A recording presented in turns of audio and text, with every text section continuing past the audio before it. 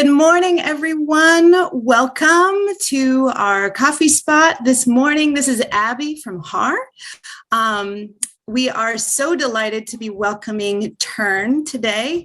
I know so many of you are excited. We have been seeing a lot of excitement in the chat already this morning, questions, and so we're very excited to welcome David Shull, co-founder and CEO of TERN, and also Emily Jeremy, who will be assisting him today. She heads up partnerships at TERN. What is TERN? Well, David and Emily will have quite a lot to say about that, but for starters, they're about 1 year old. Is that right, David? Congratulations on that. And they are making a huge splash. We keep hearing quite the rumors, an impressive array of unique cutting edge solutions to bring together the many disparate technologies used by advisors. And so without further ado, I'd like to pass it off to David. Perfect. Thank you, Abby, so much. It is such a privilege to be here. And thank you all for tuning in. We were actually just kind of talking as co-founders where I'm actually coming to you live from New York right now. We just had a board meeting yesterday and we were actually reflecting on Host Week last week and how we all tuned in as a team. We're taking notes, learning about the industry. And so it's really fun to be presenting here today. As mentioned, my name is David Shull, CEO and one of the co-founders. I'm going to be taking you through an overview of TERN over the next 45 minutes. And I'm joined by my incredible colleague, Emily, who I'll have introduce herself. Hello, everyone. My name is Emily Jeremy. It's so nice to meet you. I lead partnerships here at TERN, and I'm so excited to connect with you all. If you have questions, I'll try and answer some in the chat, but we'll also get to some later. So thank you so much for taking the time. Awesome. Well, we've got an action-packed 45 minutes for you. We're going to go through a really quick just background. If this is the first kind of time that you've sat through a TERN presentation, we'll tell you a little bit about our story and kind of where we came from. And then launch right into a TERN demo. And we'll really kind of look at this through the lens of how we think technology can help you manage and grow your business during the kind of busiest time of the year of wave season. And so we have a hard time. We just hosted a product webinar that was 90 minutes long, and we had a hard time fitting everything into that. And so it's going to be a real challenge for us to go into 45 minutes while doing questions and also not talking incredibly fast. I'm going to try and talk a little bit slower than I usually do because we've gotten many emails that I talk too fast. So I'm working on that. But we're going to try and show you the client forum experience and how clients can connect with you using TERN and kind of how you can really build your brand through that medium. We'll actually do a bit of a challenge. We're going to try and create 2 itineraries that we're going to propose to a client, a cruise and a custom itinerary. And we'll show you how that automatically integrates with our brand new game-changing credit card authorization feature. And we're going to try and do all that in 45 minutes for you, so you can really get a taste of TERN. A little bit of our background. I'm going to try and keep this fairly quick. We are new to the travel space, but we are not new to building technology. This is actually a fun picture that we found of our time working together as founders. And there's a lot of the early team here at TERN at a company called Handshake. I was the first employee there, went right into building that company after my graduating with a degree in computer science and computer engineering, and grew that basically from a living room in northern Michigan to the second largest professional network in the United States.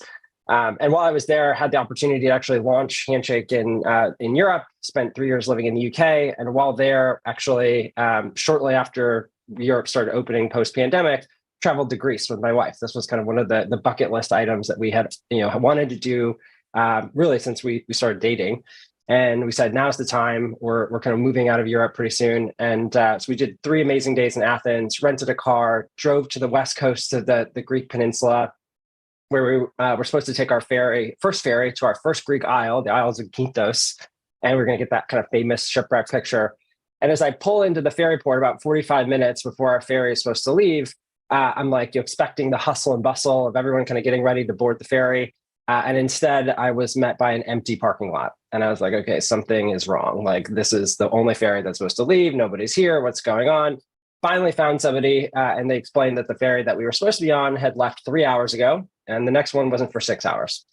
And so instead of making it to our first Greek Isle, we spent 6 hours in a very hot parking lot in the middle of the Greek summer.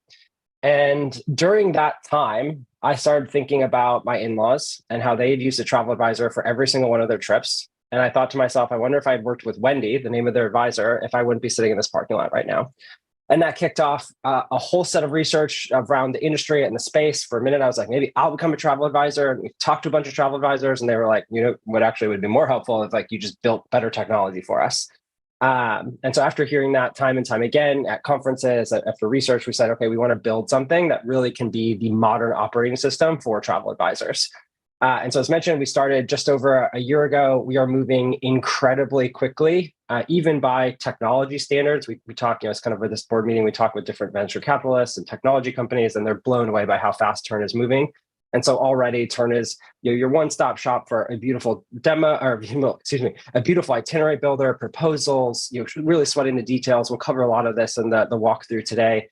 But really getting things like that we hear is kind of a pain. Instead of having to manually enter passport data, we can just parse it from the image, and really making sure that this technology is exceeding expectations and bringing all these fragmented tools that exist and that advisors have to use together. We just had a webinar where we focused a lot on tools to protect your business. So industry-leading credit card authorization that creates an experience for your clients that feels like they're checking out online, but they're authorizing you to book their trip. We think that it should feel easier to book through a travel advisor than it does to book online. And historically, the fragmentation of these tools has not made that the case for anybody involved in credit card authorization. And so we're excited that we had the opportunity to change that. And so we'll cover a lot of these things. I won't go through everything on this slide, but I do want to kind of highlight this is perfectly timed webinar. We actually, because of all these updates and because unfortunately building this level of technology is quite expensive, prices are going up for TERN at the end of the day tomorrow. I talked to our engineering teams and waiting until the end of the day tomorrow to give you all some time to sign up. So if you see the demo, you think this is interesting, two things. One, prices will go up by the kind of end of, I'd say 5 p.m. Eastern time tomorrow. And you can get a discount using this host week referral code. So if you enter try.tern.travel host week, you'll get a free trial for 14 days and you'll get a $10 off your kind of first bill. Double check though, if you do take advantage of this, the number one cause of support requests is that some browsers won't actually hand off that code. And so when you're past the email confirmation step, make sure that host week is filled in the discount code to get these benefits. So wanted to highlight that up front because I don't want you to miss out on that deal. But now jump over and we're actually going to take a look at the product. And again, that's just try.tern.travel/host week. We'll give you that discount. So with that, let's move over to TERN. And I'm actually going to start not in TERN. I'm going to start on a website that kind of is meant to reflect your website as a travel advisor, where you're sending your clients your kind of landing page. In this case, maybe it's a more broad blog kind of forward content. And let's say that one of your clients is kind of browsing through this. And they see this content around Mexico, different diving in cenotes. They see actually this could be like a really cool trip. We're looking for something to do later this spring. I want to start kind of the trip request process. And so we'll go ahead and maybe click on book a trip. And this is where we're going to start the demo of TERN. As soon as I click on this kind of pink let's get started button, we're going to go through the TERN form experience from a client perspective. And so I'll go ahead and say let's get started. And I will say that my name is, in this fictional world, will be Philip Martin. I will enter in the details here to kind of get started. And you'll notice right away with these forms, it's your branding, it's your face. We want to really make this feel premium. We want to really make this feel like an experience that you can be proud of when you send your forms to clients, whether that's linked from your website, you're sending them directly via link. And so we could go ahead and we could add this. Maybe we're doing a late spring getaway, and we're thinking about something in May. So we could indicate that these are the dates associated with this. Maybe we'll say it's May 11th through the 18th. And so we could go ahead and fill this out. Now, it's worth highlighting you can customize the forms in TERN to meet the needs of your business. So what are the must-haves for your trip? We could say you're really looking for some time to relax in the warmth. And so we could add that. Maybe we want to add a little bit more color, thinking maybe an all-inclusive or perhaps a cruise. Would love some ideas. Now, what we've heard from a lot of advisors is that this kind of feedback can be a little bit of a nightmare. And then it's like, oh my goodness, I'm going to build 4 different proposals and send them over. We're going to show you how TERN makes that really, really easy here in just a minute. And then we can collect those terms and conditions. And this is a good example, I think, of how we really try and sweat the details for travel advisors. It'd be so easy to say, oh, yep, add a custom link to your terms and conditions. But that wouldn't handle how do you make sure that you're getting which version you're agreeing to? How do you, if they're changing, how do you make sure that they're hosted in a way that's publicly accessible? How do you actually manage all the compliance that goes into actually doing this? And so we take care of that all for you. You click on this and you get into a hosted page. We can put your terms and conditions. As soon as you track, they opt into your terms and conditions, it's tying that to their CRM record. So you have a record of who agreed to your terms and conditions and when and what version was it. So this is like one of those things where it's so easy to just be like, yeah, like add a link. That would be the easy path. We didn't take the easy path. We took the best path for you as an advisor. And we said, how do we make sure that we are building something that helps you protect your business? And you'll see that throughout the kind of TERN platform. So that's it. I'll go ahead and click on next. I was actually not it. One other thing. What we heard a lot of times is people are like, well, like, why don't I do a trip request form? But like, it'd be nice if I could like have them schedule a meeting with me right through that form. And we're like, all right, well, let's just build in a calendaring schedule tool. So if you use like a Calendly or anything like that, like we've got a version of that built in, and you can embed that in your forms. So I could actually just click in here and start to see my advisor schedule. You can create custom meeting types and custom availability rules. And I'll say that, maybe next Friday at 9:30 a.m. works well for me. It's going to sync in all the details from the person who's filling out the form, and we can go ahead and submit that. And so we now just scheduled that kind of consultation with the advisor. See, brings us back to the form. We can now go ahead and submit that. And again, I love this page. I think it's just such a good example of like how we try and make your technology experience feel really premium for your clients. Just those little animations, right? Just feel differently, but it kind of builds a little bit of a relationship with your client through the technology. And so our designers think a lot about like, how do we help do that via the experiences that you're creating for your client? So what did we just walk through? We just walked through an example of a form that you can build using TERN's custom form builder and how a client might interact with that. What we're going to do now is switch over to your view. And when I say your, I'm thinking about the advisor view within TERN. And that's what we're looking at here. So in the advisor view, you're kind of brought to the trips page by default. And you have a couple different ways that you can look at this information. You've got kind of a Kanban board where you can, this is my favorite view, is like as your trips move through a process, you just drag and drop. You just kind of move it around, drag and drop, very easy. We talked to some folks who are like, I don't like the Kanban board. I'd rather have a list. No worries. We got you covered too. You just toggle over to the list here and you can have it that way. You can filter down however you'd like. But one thing, before we jump into this trip, this late spring getaway, which by the way, you'll notice has been automatically created by the form that we just submitted. So there's no manually having to go in and create a new itinerary, create a new proposal based on that. It's automatically created for you based on that form being submitted. And we'll see all the details that we added there are going to be available for us. But before we click in on that, let me go ahead and click on library here. And this is where we're going to be using some of this content as we go. The forms tab is where we could find that form that we just added. So if I click in on this request a trip with love in a suitcase, this is the form that we actually just went through. And you can start to see that maybe we decided we wanted to add something to this form. You could just drag that over and we can now see that in the case of trip budget, we just added that. We can add custom questions. We can add kind of all these different pieces. We also have another form type, if I go back, called the new client form. And the new client form, again, you can make as many of these forms as you'd like, but this allows you to collect information that will directly populate your CRM within TERN. So TERN has a full CRM that you can use to track all those kind of important client details, loyalty numbers, passports. That's where like you take a picture of the passport, we'll parse the details in for you. A lot of detail like that. So I just wanted to highlight that. Again, given the time constraints we have, we're not going to go into all of this.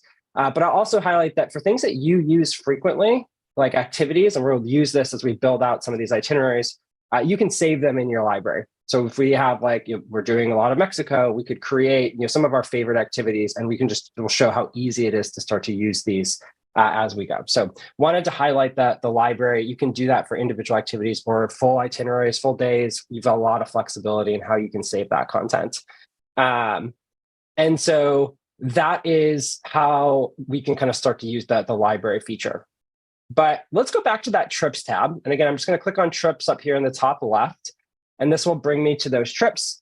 And again, the idea with TERN is that you can kind of customize it to make sense of your process. So I've set it up to have my inbound trips come into this inbound column. And now I can say, okay, I'm going to start working on this. I'm going to go in and maybe drag it into quoting, for example. If I click in on this, you'll notice that TERN has automatically said, hey, you actually have Philip Martin in your CRM already. And that was the person that filled out the form. So here's everything we know about Philip Martin, or the key information anyway. Do they have any food allergies? Yep, certainly there's a gluten allergy here. Do we have any activities that they like to do on vacation? Yep, sure enough. And now I can really start to kind of start my process. Now, I'm not going to go into all the details of this, but one of the first parts of your process may be to charge a planning or professional service fee. And we just rolled out support for that last week. So you can go to the service fees here, and you can actually say, I'm going to create a new service fee, and I'm going to send that invoice directly to the client. I'll get updates in turn once that's been paid, and then I can start my planning process. And so that's using Stripe to manage that. Again, that was part of our feature release last week. Once you've collected that service fee, now it's ready. Okay, we're like starting to, let's actually start to plan the trip. And then to do that, we'll go to this itinerary tab. So on the left, you see this navigation that's kind of nicely broken up into the themes that you're looking at.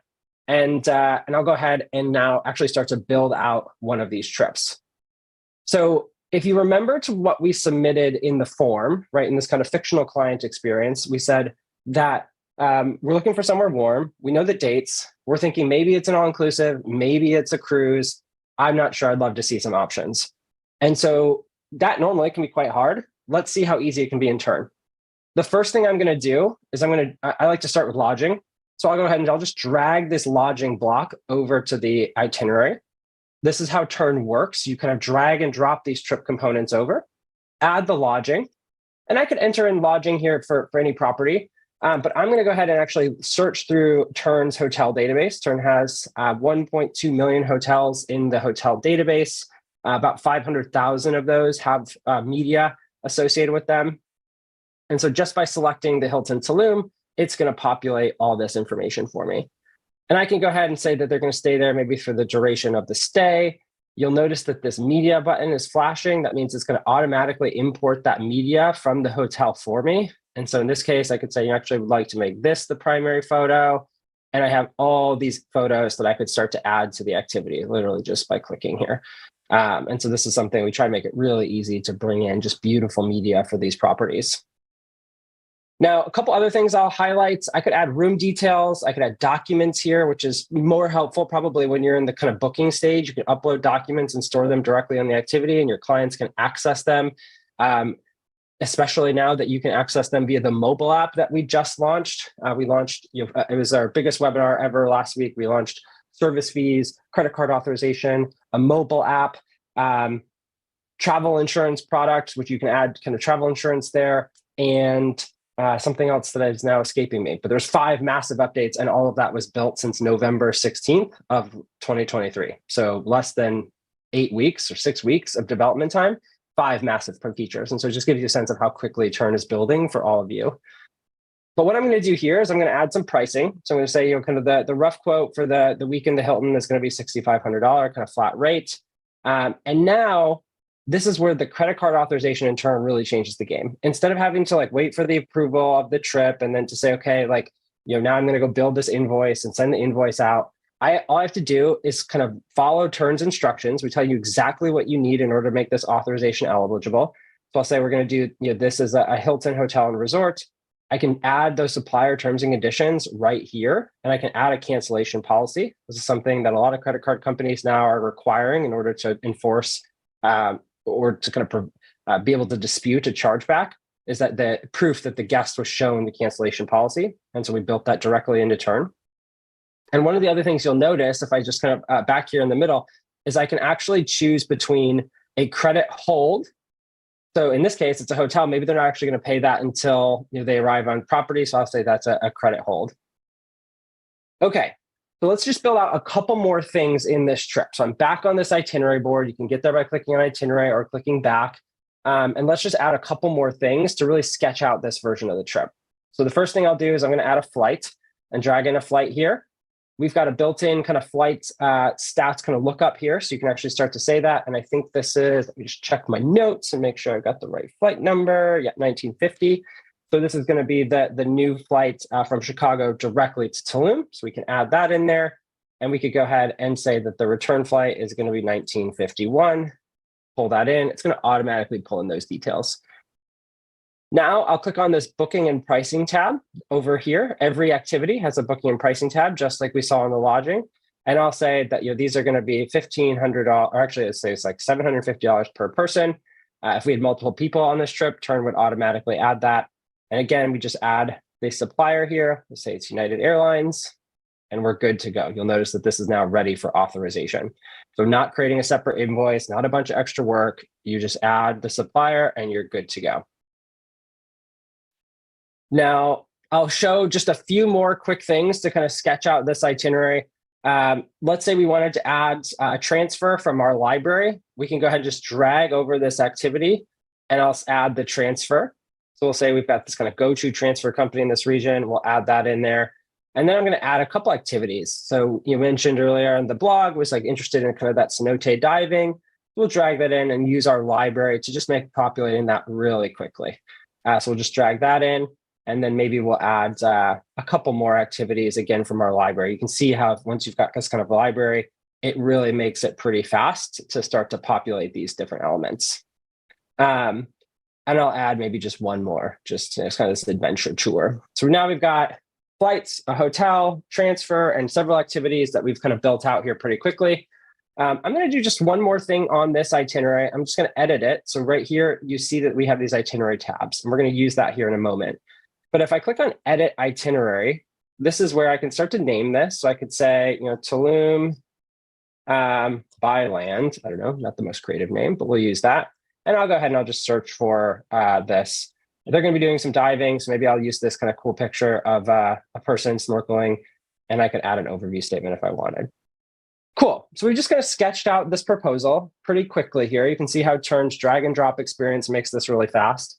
What I'll do one more time, since we are approaching wave season, is let's give them a cruise option to consider as well.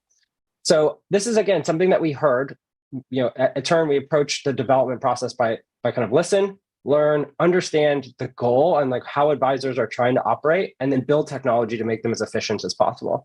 And so what we heard quite often is that this type of workflow where you're like, here's a land tour that you could do, or here's a land experience you could do, but when there's also a cruise and it's like totally different trips that you're presenting, was a lot of work, totally different itineraries or lots of blocks, or kind of just became confusing for clients.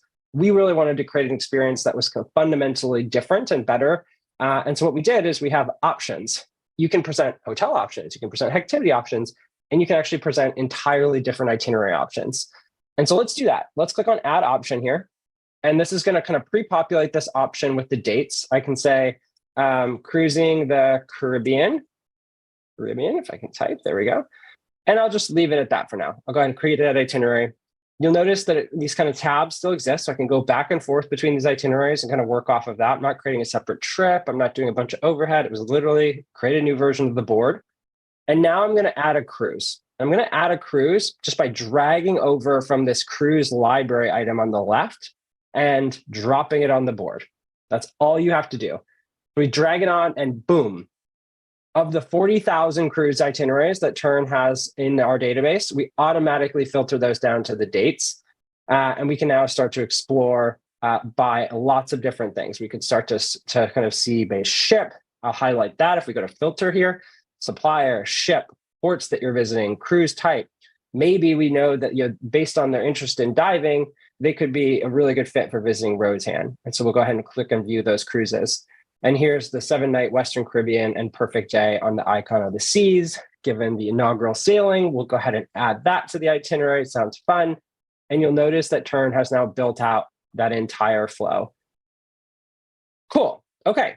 In 21 minutes, we have built out, we've covered forms and how your clients can interact with these beautiful forms custom made by you in TERN using that drag and drop simplicity that TERN is known for. We've covered how those forms can automatically update your content, whether that's a CRM record or that's a trip in TERN. And we've now laid out 2 different itineraries for our clients to consider, a land version and a cruising version of a Caribbean trip. We get a lot of questions, by the way, around like, well, it's TERN only for people who sell cruises. And like, we're really good for people who sell cruises, but we're also really good for people who do FITs. We've designed the system to really adapt to what you need. What does it look like, though, from a client perspective? Well, let's take a look at that. And so I'm going to go ahead and I'm going to publish this itinerary. Up in the top right, you'll see this little publish button. It's got that flashing red to let you know that there are changes that haven't been published with the client yet. And I can go ahead and just click on publish. And now I can choose, how do I want to share this with your client? You could say, I'm just going to copy the link and text it to them. I'm going to email them directly from TERN. You have like flexibility, or you can say, I'm not going to actually send this to them at all because I know they're going to use the TERN app and just kind of update it from there. So it's like up to you on how you want to communicate this. In this case, I'll just kind of click out of that. So I'm not actually going to do anything with it. And I'm going to now switch windows. So stick with me here. Right now, we're looking at this from a travel advisor perspective. But if I switch windows here, I can grab, and hopefully this works. Hopefully this, yep, okay, perfect. So what I've done in that magic of switching windows is I've brought up the client portal. So built into TERN, both on our mobile app and on desktop, they can log into the TERN system and they can see all of their trips. And that's past and upcoming. So you can see in this case, I'm viewing as our Philip Martin kind of fictional traveler here. And you can see that we had a past trip that they did to the Danube. And so I could access that. I could see those details. Great. If I'm trying to think about what the inspiration for the next trip is, or somebody asked me about my trip, I can go back and reference it. But if I now refresh this view, you can see that we have this new late spring getaway that automatically shows up in my portal. Again, I can access this from the app. I could access this here. And I will go ahead and I'll just click in on this line item, which is late spring getaway. And this is where I think it, I'm a little biased, but like I think this gets like pretty special in terms of like how TERN works. So you can see, and you could add other things. So you can add text, you can add these details. But I can now, as a traveler, I can start to explore these different itinerary options in a really beautiful way. I could click in, I could see this imagery about the cruise, where it's going. If I toggle over to the full itinerary, I can actually see details about the company, so Royal Caribbean. In this case, Icon of the Seas, I can click in and I can see 50 plus photos. I can see the 350 decks that there are. Just kidding, slight exaggeration, but like all the deck plans are loaded here. What restaurants are included, what aren't. I could really start to get a sense of like, is this what I'm looking for without ever having to leave the resource that my advisor sent me, by the way. And so maybe you kind of after review, they're like, I don't know. I think maybe that the kind of all-inclusive option maybe is my choice. Let's go look at that. So I can go back to the overview page, pull up this itinerary, and again, they can kind of see the overview, toggle over and see all the details. Here are the flights, here are the transfers, where you're going to stay. Kind of the imagery of that is going to be you're kind of brought in here automatically. I could click in and start to see the recommendations and the costs associated with that. And so this is, let's say this is the itinerary that I want to move forward with. What I'm going to do is I'm going to go ahead and click on Approve Itinerary. And whoops, you know what I need to do? I forgot one thing. Let me pull that up. And this is actually a great example of our permissioning on the system. So you'll notice that on this, we've set Philip to have limited access. And that's a way that you can kind of control, you can kind of set defaults here and how that works, but you can just update that to have full access.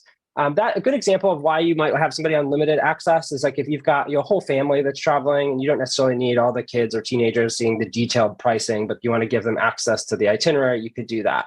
And so in this case, we don't let people without full access approve the itinerary because maybe they shouldn't be the ones that are making the decision on that. So all I did was update that, and now I can go ahead and refresh, and we'll get this ability to approve the Tulum by land. You can see right here, we get this overview. We could add any feedback if we wanted, but what I'll do now is just go ahead and click on approve. Now, this is where you really start to diverge from any of the other systems out there.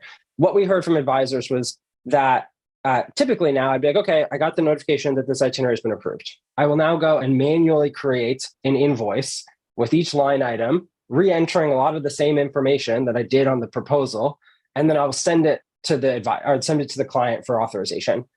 And what we found is we did literally months of research into this was that even for the advisors that were being as diligent as possible about that, there are so many details to get right. There's like time windows that matter. There's all these things that most people would have been at risk for not winning a chargeback dispute for some part of the process.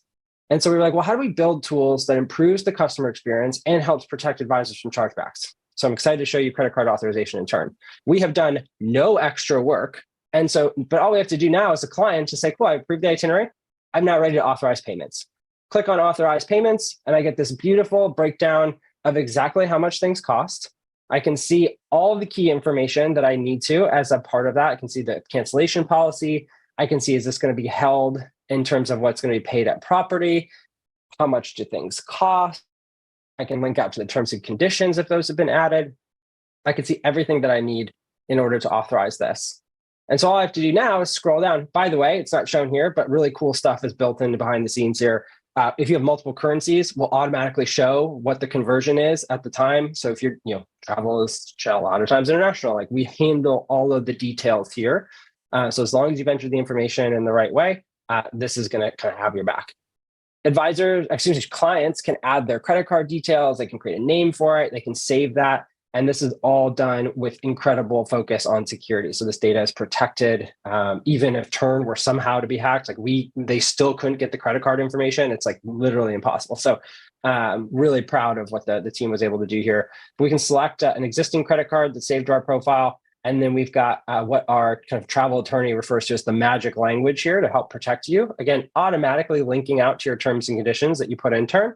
And I can go ahead and I can e-sign this. And now, go ahead and click on that and submit that authorization. How cool is that? We made authorizing a trip as easy as checking out online. And so you can go through this process. We think this is going to drive more conversions for you advisors. It's going to save a ton of time of not having to manually create all these invoices. We're incredibly proud of this feature. And as I wind down and kind of open up some time for questions here, I'm going to jump back one more time to that advisor workflow. So again, forgive the kind of jumping around to these different windows. I know we're moving really fast. You may be sitting there being like, I don't know what this guy's talking about because he's talking really fast and doing a bunch of stuff. We, by the way, are happy to do deep dive demos. So Emily will more than happily meet with you. I'm happy to meet with people. If you've got questions on how TERN will work for you, let us know. And we also have deep dive training. This is something that we just rolled out at our last webinar, which is what we call TERN and Learn. So if you sign up using that free trial, you can go to TERN and Learn here. And there's 7 training courses that you can go through. Each one takes somewhere between 30 and 45 minutes or less. And for every course that you complete, we will give you $5 off your next bill.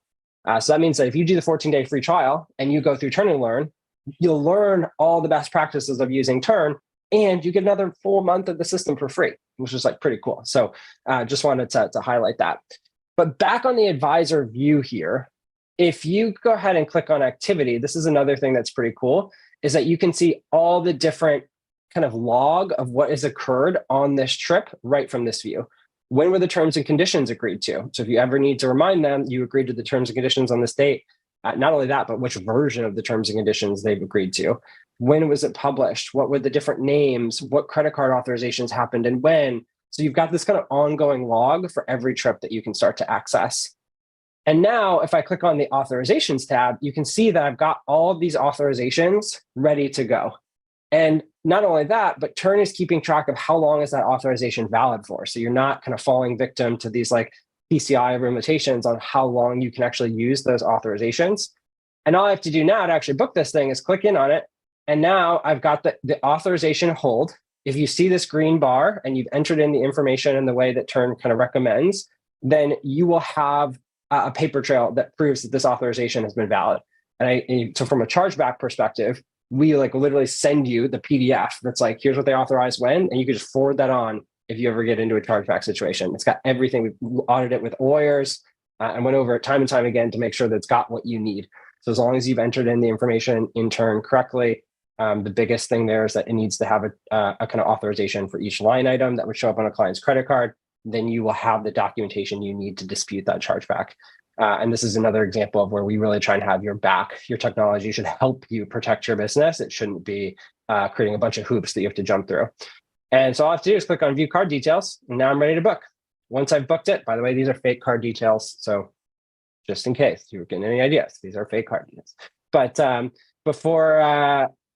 once they've done that, you go ahead and put these details into the booking, whatever, and you can mark that as paid.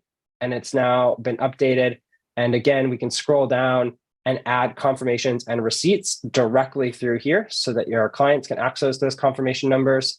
And you can also, if you wanted to, upload those back up here on the Documents tab so they have the actual PDF of the confirmation.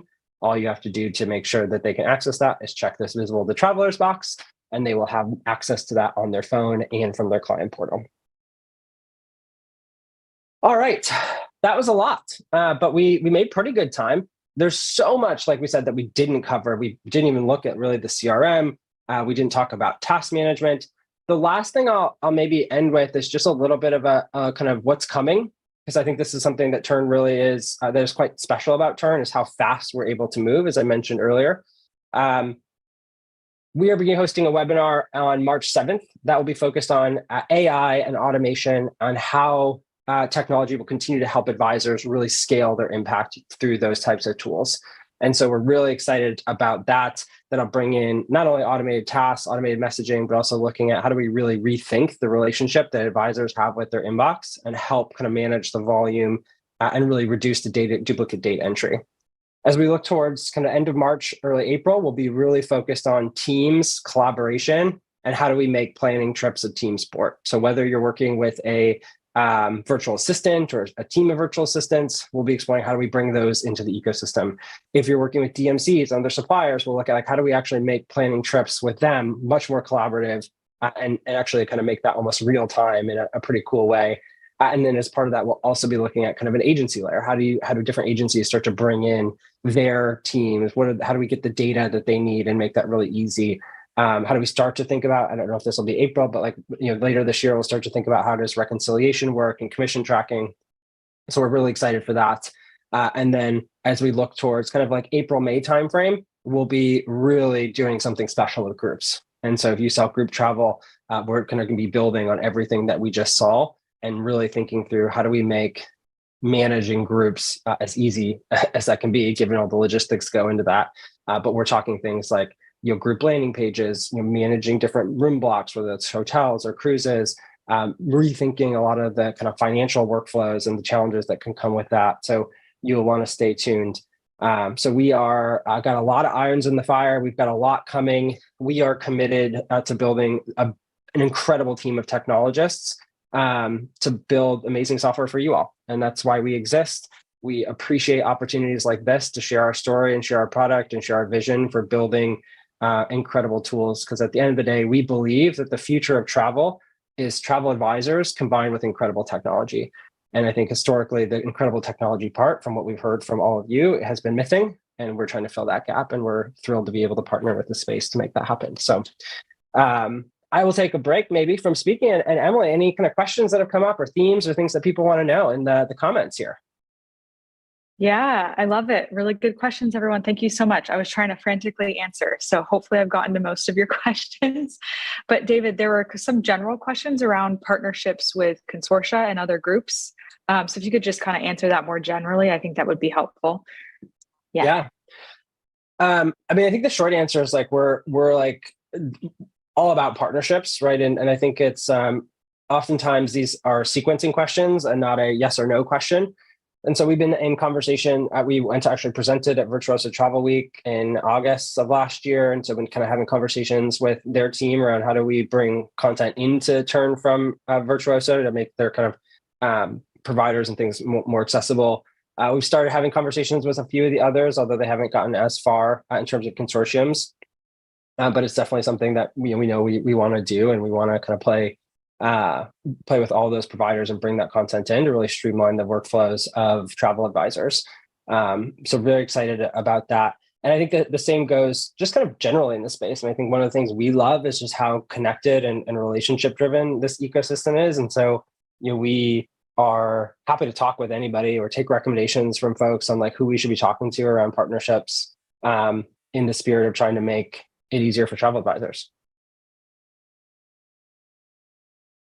Love it. There were a few questions around our CRM, and I know you didn't get to go into CRM and actually show what it looks like. If you all want a demo of that as well, I've shared my email a few times, but email me, I can happily show you. But David, if you could just explain how we think about our CRM and then the task automation coming up, that would be helpful. Yeah, for sure. And let me, I can actually just do a very quick orientation. We won't go through the whole thing because we're short on time, but as we kind of mentioned, under the contacts tab is really where you've got this kind of travel focused CRM.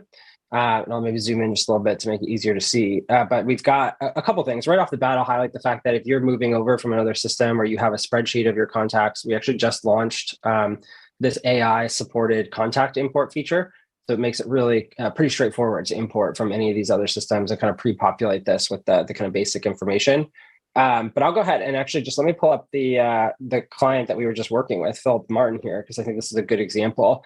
So if I pull up this CRM, you'll see that we've got this whole set of tabs. So I could upload, in addition to the kind of general about information, I could upload documents associated with this individual.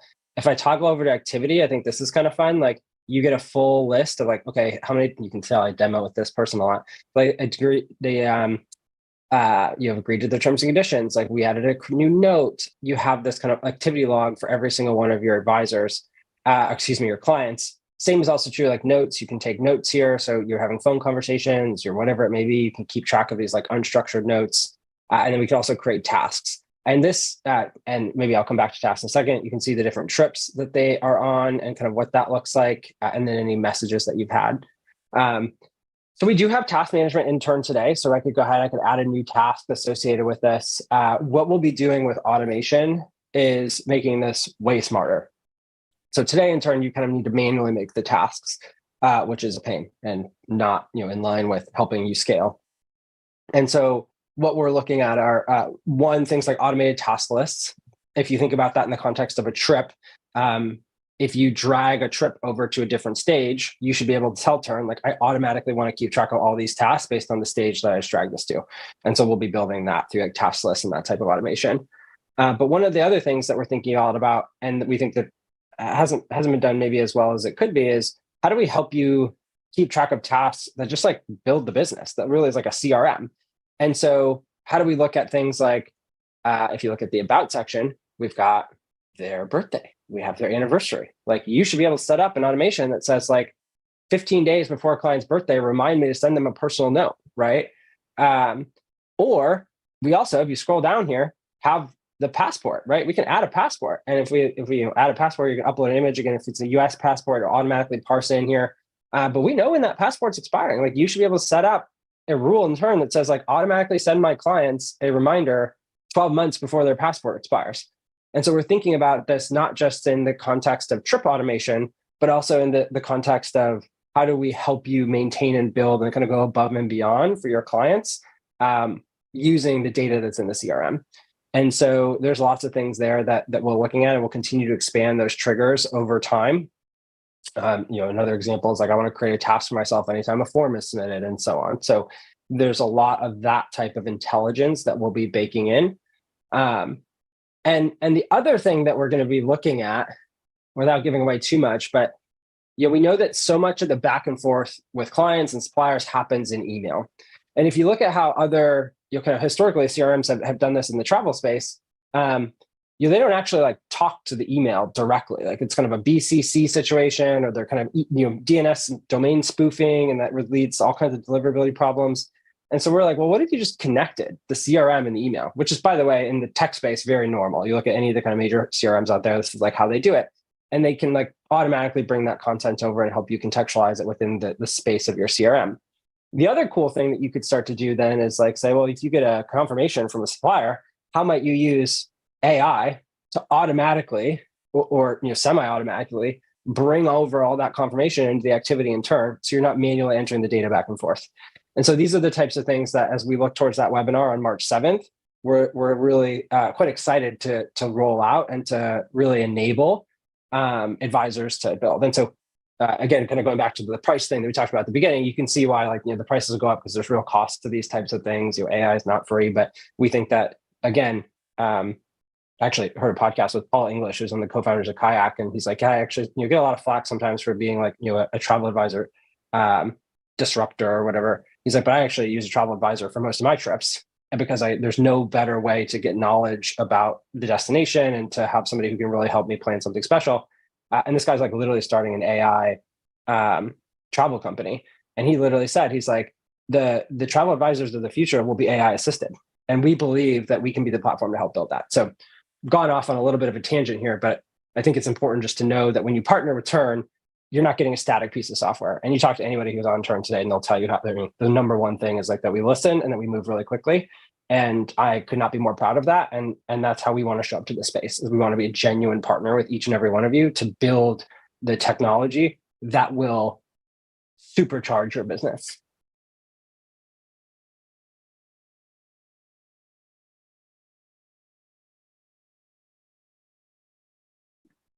Love it. There are so many questions about my email, where the link to the webinar we have coming up, the link to sign up for a free trial. So hopefully we'll be able to send everything to y'all after this call. So thank you, thank you, thank you.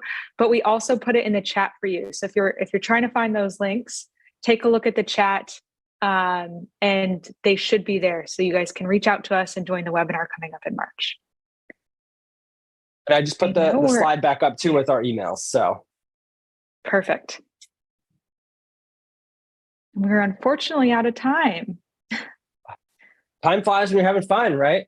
Thank you, Emily and David. That was a whirlwind, to say the least. There's so much to talk about. And if there are any more questions, please do follow up with David and Emily at their information. You have it right in front of you.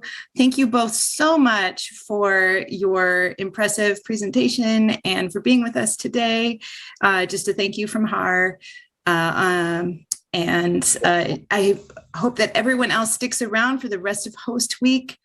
We have tons of stuff coming up today, and this is just the kickoff. So grab your coffee from the CoffeeSpot and stay tuned at this link. This is where we will be for the next segment of our programming. Thank you so much. Thank you all. Thanks, everyone.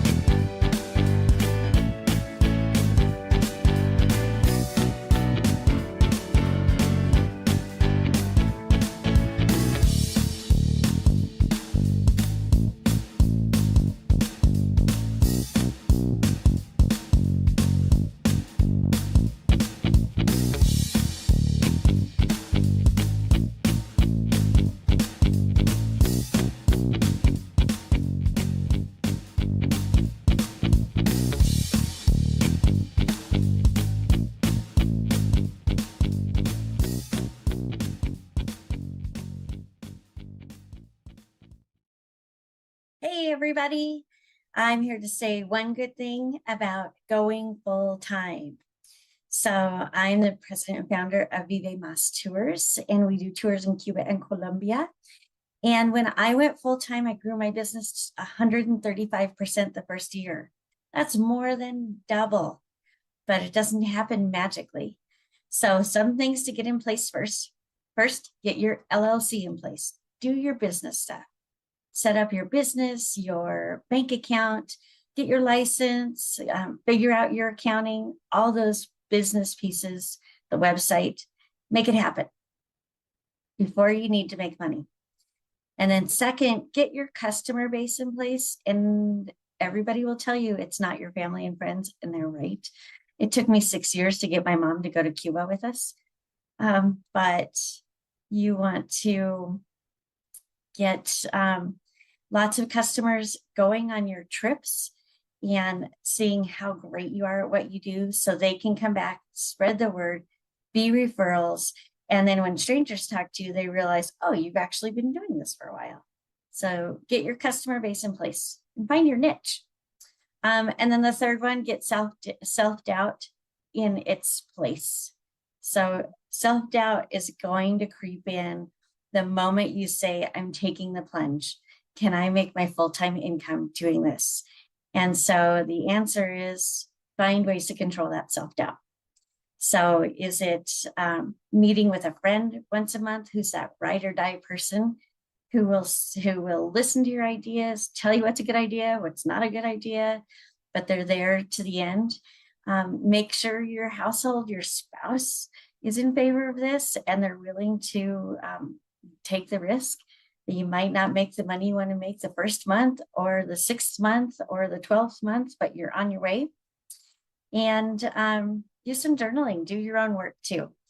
So get those 3 pieces in place and then you're ready to go full time. Remember, it took me 8 years before I went full time. While I was doing my other job, I'd come home every night at 9 o'clock. I'd work through my emails. I'd work on this on the weekends.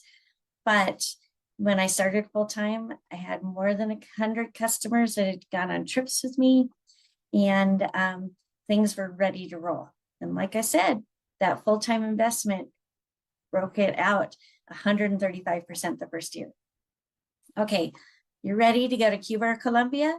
Call me up, Jenny at vivemastours.com. And are you ready to Vive Mas? Let's start off our day. Steph, take it away. Thank you so much, Jenny. And Juan, I know you're back there behind the scenes smiling that there is another plug for Colombia during Host Week. That's right, folks. Our mysterious producer is coming at you from beautiful Colombia. So make sure to look him up next time you're there. All you need to do is ask for Juan. They'll know exactly who you're talking about. Welcome, everyone. It is our 3rd day of streaming for Host Week, and we are thrilled with the results thus far this year. We were hoping to break our registration record that we set last year of 2,500 registrants, and this year we are at 2,800. So more are signing on. Whether you're watching this live or recorded, we are so happy that you are joining us today.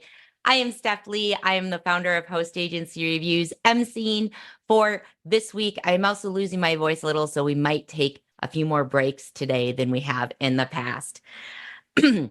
So when the HAR team dreamed up this idea of Host Week in 2020, that was one of those pandemic ideas, we were just super excited about creating something that was like Shark Week, and we hadn't thought that much about it, and it is just insanely fun to see how much it has grown. So thank you all for being a part of that. A quick note that today the closed captions are not working if you're watching it live, and I apologize. I forgot to change a setting and we can't adjust it during the stream. But the good news is you can watch the recording. It will have the auto-generated captions. But huge apologies to those of you that use the closed captioning. I'm sorry about that. I checked the rest of the week and we're good to go there. Before we get too far into things, I wanted to go ahead and again thank our sponsors for Host Week who have helped keep this a free event for all of you tuning in. They're great for that. And you probably have them memorized by now.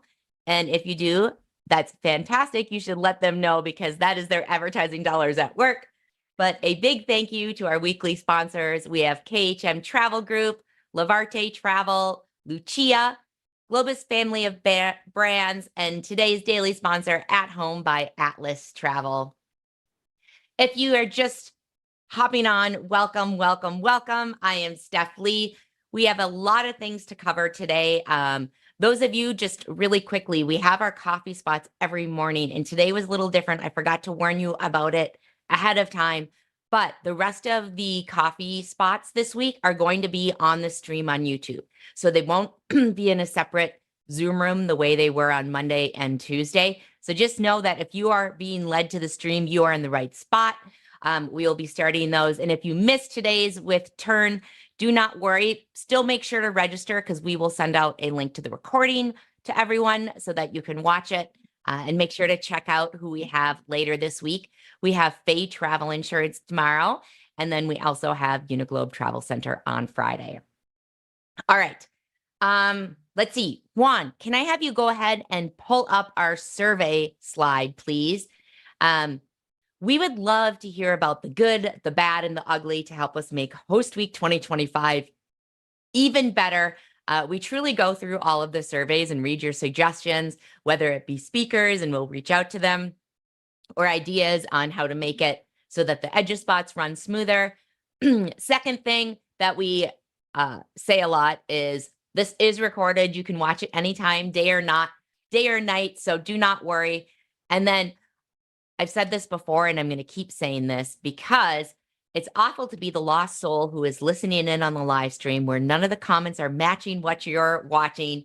If you're finding yourself at all in that scenario today, drag that red play bar at the bottom of the YouTube screen all the way to the right, and the world will make a lot more sense to you after that. So let's see. I think it's about time to get this show on the road, don't you? Let me tell you a little bit about our keynote before we bring them on the stage. So Burton Kelso is the owner and chief tech expert at Integral, an on-site and remote computer repair, IT support, and managed service. He is also a TEDx keynote speaker and a media tech expert. His vision is to remove the frustrations and complexity of computers and technology and open people up to the world of new ideas, experiences, and opportunities. So it is time to bring out Mr. Burton Kelso, the founder of Integral and an integral person to help keep your social media account safe and not hacked. So welcome, Burton. Great to see you.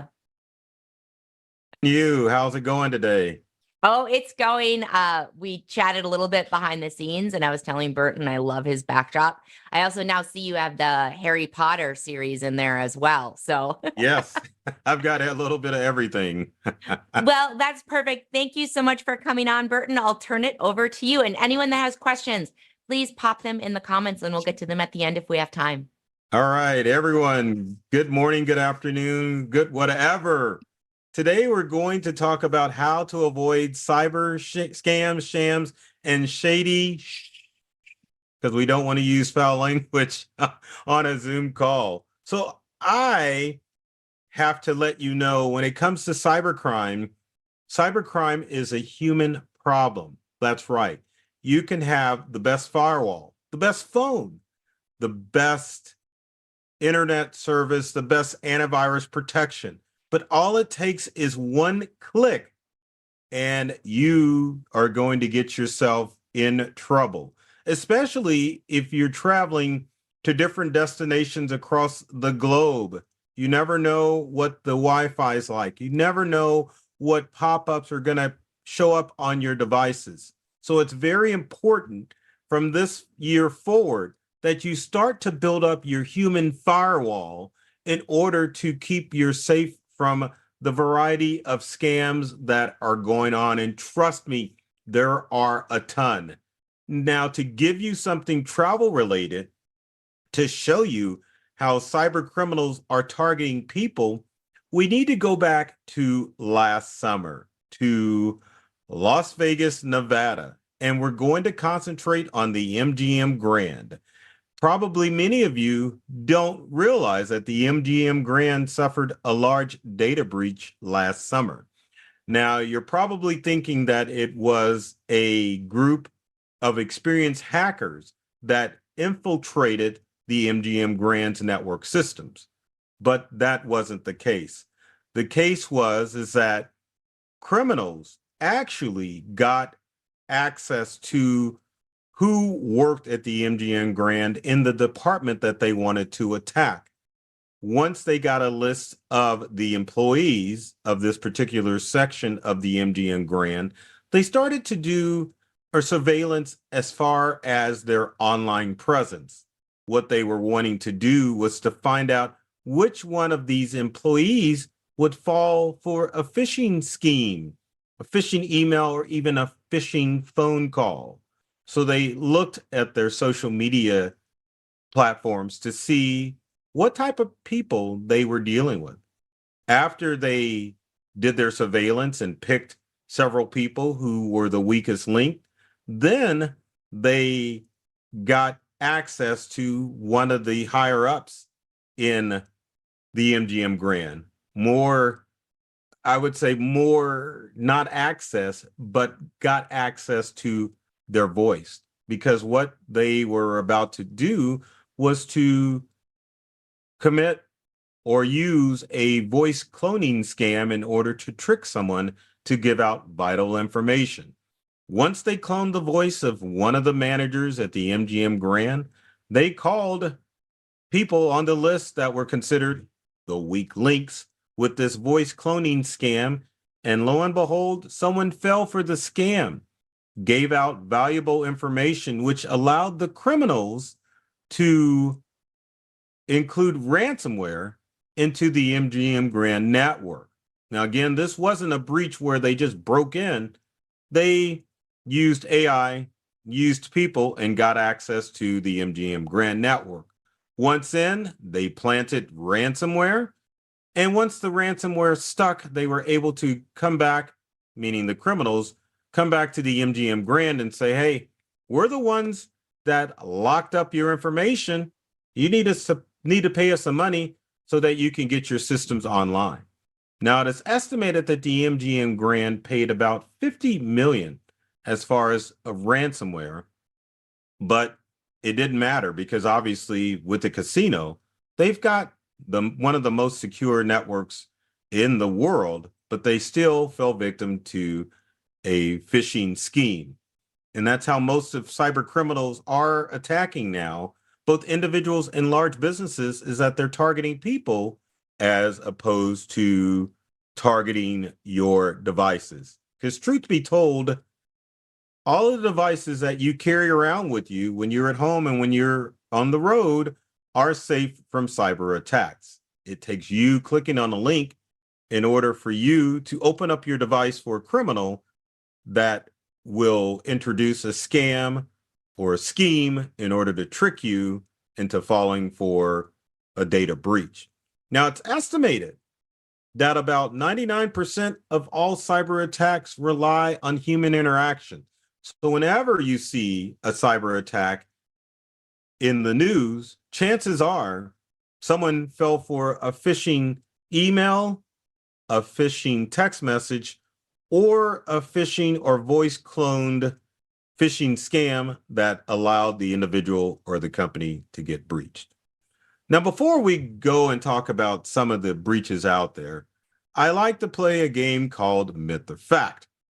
If you're watching, I'm going to show an image, and then you just need to reply in the chat section if it's a myth or if it's a fact. And here we go. Myth or fact? In Italy, there is a wine fountain that you can drink from for free. Is that a myth or is that a fact? I'll wait a few seconds to see if anyone's going to comment, and then I'll give the answer. So the answer is, it is a fact that there's a place in Italy that you can go to and bring your wine glasses or just dip into those beautiful, glistening wine fountains. Windows Defender popped up on my screen. So let's talk about what types of scams do you need to worry about. Now, before I talked about how phishing is the top way that criminals get access to your information, but criminals have actually turned to was considered social engineering, which means that they, meaning the criminals, prey on your fears in order to get you to respond from any type of phishing attack. Sometimes they'll use an attack that says, hey, there's a problem with your credit card statement. Or maybe you're waiting for a delivery to come through and you get an email that says there's a problem with your delivery. In some cases, especially with travel, people may receive the kidnapping scam or a criminal will pretend that they have access to a loved one and you need to pay a ransom to get them back. Now, with that said, it's always geared to make you react, which means building up your personal firewall means that you need to stop and think about the scams that come through and make sure that they're legitimate rather than just reacting to these threats. And there are a ton of threats out there. Let's talk about what criminals are doing. So the number one threat is phishing. You've got regular old phishing, PH. You've got smishing, which is SMS, text message phishing. And then you have vishing, which criminals will call you on the phone and use a phone scam to fish information out of you. That's the main way that you're going to be attacked. Next is ransomware, meaning that a criminal gets into your devices or your systems and there's a ransomware saying that you need to pay a particular ransom in order to get access to your data, photos, or whatever information that you have. Next is AI-based phishing scams, and these come in the traditional ways of regular email phishing, where AI cleans up misspelled words and makes it look more from a credible source. You have AI using voice cloning, which means AI can take a copy of someone's voice, clone it, and use it against you, making it think you're talking to an authority. And the same thing with SMS messages. AI can clean up those text messages to make it look like it comes from someone of authority. There's also a method called credential stuffing, which means criminals have access to your data on the dark web. What they will then do is whatever passwords that they've gathered of yours on the internet, they will put those credentials into various online accounts that you use to see if they can get a hit. Once into your online accounts, they will start to either take over your accounts, such as streaming accounts, and sell those on the web. Email accounts, they will scan your email to see if there's any critical data, and they can even get into your home security systems by checking out your cameras or just seeing what your activity is. Also, there are a list of travel scams that are out there, such as the free vacation scam. There's the bait and switch scam as far as deals are concerned online. You've got the airline ticket scam, and there's also timeshare scams that you have to watch out for. So when these emails come in, you need to read the fine line to make sure that these scams are legitimate, and that way you're not losing valuable information, time, and data. There's also wire fraud scam, where criminals will get access to your bank account and try to wire money overseas. So you really need to make sure that all of your information is safe and secure so criminals can access them. Now, how can you protect yourself from these scams? Well, there's a variety of things that you need to do to build up that human firewall in order to keep your account safe. So number one, there's a website that you need to visit called haveibeenpwned.com. What you're doing with this website is that you are essentially making sure that none of your information is falling on the dark web. How does that work? Pretty darn simple, and I'm going to show you. So let me bring over Have I Been Pwned and open it up. What you would do is you want to verify that one of your email addresses hasn't fallen victim to a data breach. Why is that? Well, criminals understand that for most online accounts, you are going to use your email as a way to log in. And also in these large scale data breaches that have occurred over the past 12 years, your password is also leaked as well. So what we're going to do is put in our email address at haveibeenpwned.com, which is up in the upper left-hand corner. And that way you can go to the right website rather than the wrong website. True story. I was given a presentation on this and someone typed in the website wrong and went to a phishing website. So make sure you're typing in the website correctly.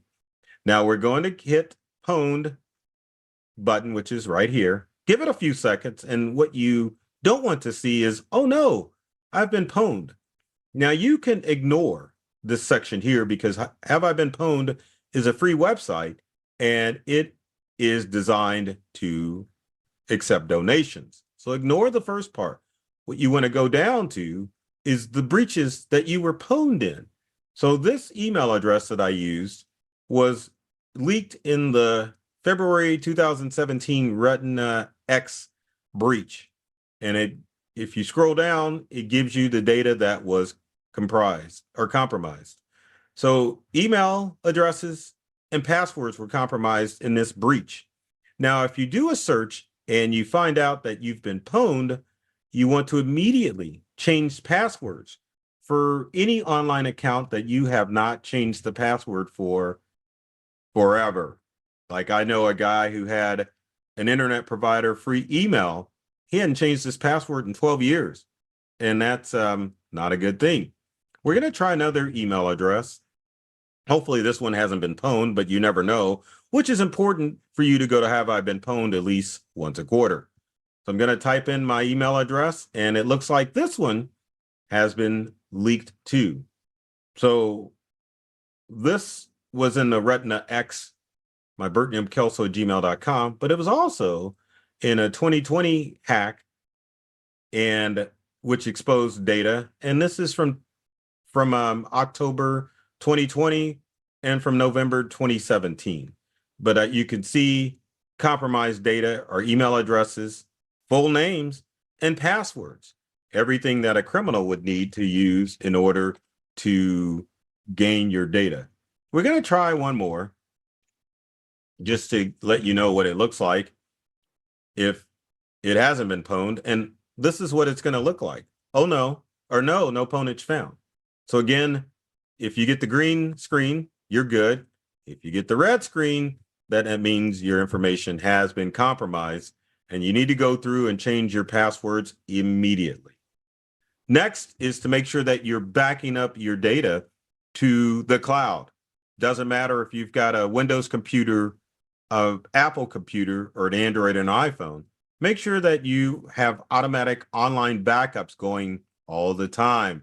You never know when ransomware may hit your device. And if you get it and criminals have taken your devices ransom, you can simply wipe your devices clean, resetting them back to factory defaults, and just reloading your data from your online backup service. Now you can use Google Drive, you can use Apple, iCloud. You can also use a program called Carbonite, which will allow you to back up your Windows and Macintosh computers to the cloud automatically. And there is no free cloud backup anymore. Just pay for the service and give yourselves peace of mind.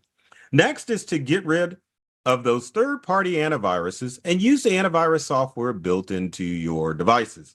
Now, if you've got a smartphone or a tablet, the only way you're going to get infected is if you click on something or if you download a goofy app from the App Store. In that instance, you want to make sure that you are scrutinizing the apps on the App Store to see if there are no negative reviews before you download an app.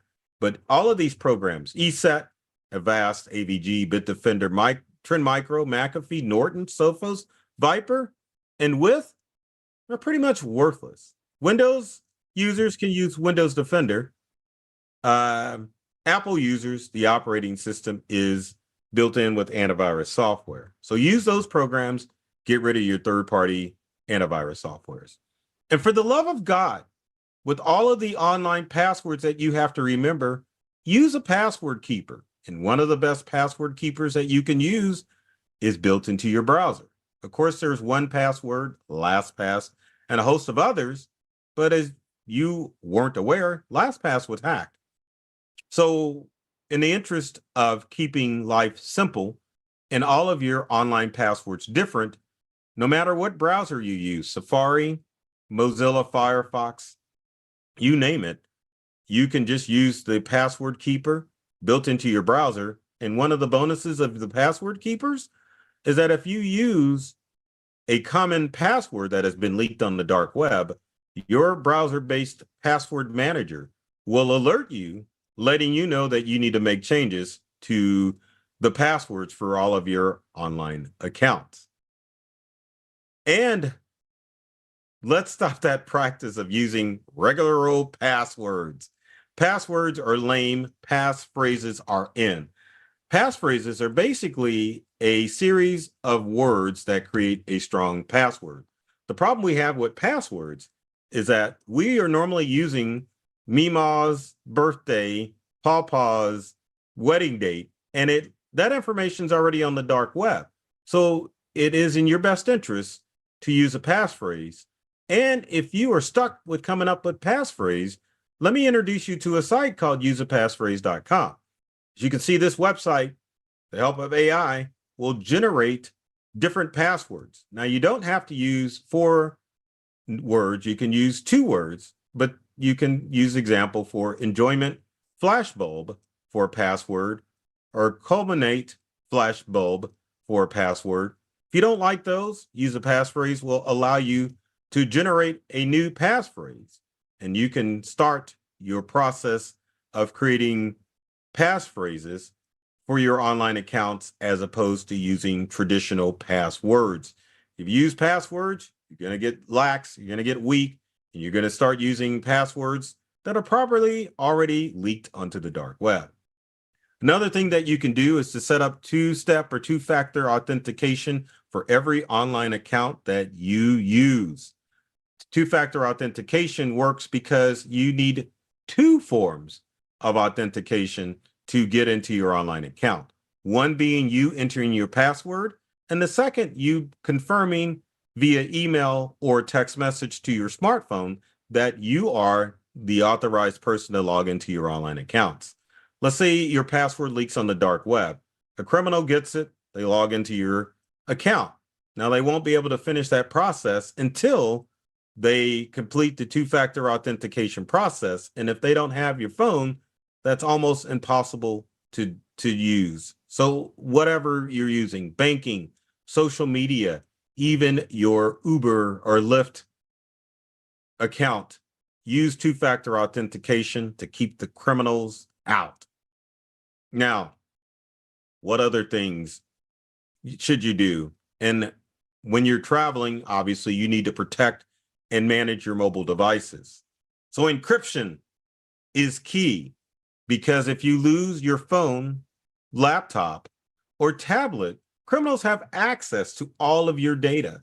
So data encryption essentially scrambles all that data. So if a crook picks up your phone, or they think that they have access to your information, your phone's locked and they can't get to your data. So facial recognition on smartphones and tablets will automatically encrypt or lock that data. Same thing if you use a code, 4-digit, 6-digit code, it will lock and encrypt that data on your smartphone, keeping criminals from accessing your personal data. Now, when it comes to your laptops, if you're using a Windows 10 or a Windows 11 computer, you can enable BitLocker, which will encrypt or scramble that data. Someone steals your laptop or gets a hold of it, then all they have is a nice, shiny new laptop. BitLocker will keep that data safe and secure, because criminals would have to guess the password to get past the encryption. And if your data is encrypted, probably going to take somebody at least a century to get access to that data. Same thing if you're a Macintosh user. File Vault, regardless what year Mac you're using, is built in. It encrypts your data, so if someone steals or you lose your MacBook Air or Pro, they will get, meaning the criminals will get a shiny new MacBook Pro, and they won't get access to your valuable data. Now, also, when you're traveling, make sure that you are careful where you're using your Wi-Fi.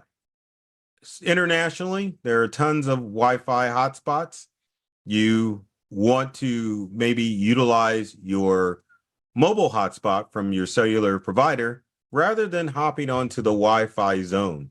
Now, if you're traveling domestically and you have to use someone's Wi-Fi, utilize the Wi-Fi at the library because it is probably not going to be hacker haven.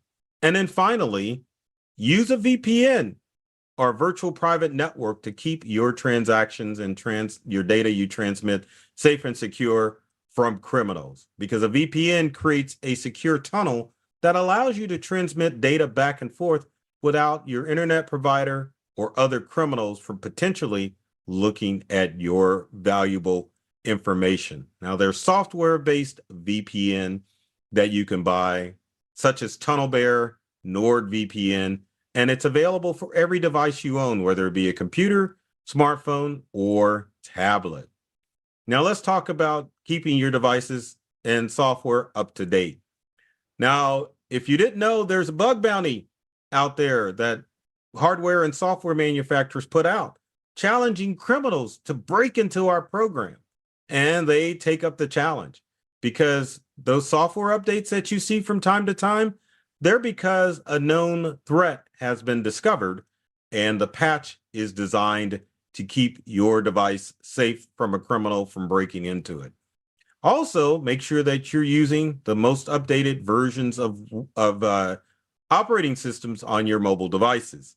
If you're a Windows user, Windows 11 or 10 will be sufficient. If you're a Mac user, Sonoma is the latest version, as well as supported Monterey, Ventura, and as far as Android users, Android 13 is the most current version. And for Apple users, iOS 17 is the most current version of iOS. Now, finally, when you're traveling, you need to make sure that you're using secure point of sale systems. How do you make sure you're doing that? Well, those touchless systems that you use are the most secure systems that you can use out there. Apple Pay, Samsung Pay, and even your credit card that has the Wi-Fi symbol where you can tap to pay are the most secure. It sends encrypted or secured data from your phone or your credit card to the point of sale system, which prevents criminals from accessing your credit card numbers or other secured data. So if you're traveling domestically or abroad, if at all possible, shop at places that have touchless payment systems. Also, if you have a nefarious shop person or server, it will keep your data safe from those people as well. Now we're down to our last myth or fact, which I think is fun. Myth or fact: 60% of the lakes across the globe are located in Canada. Is that a myth or is that a fact?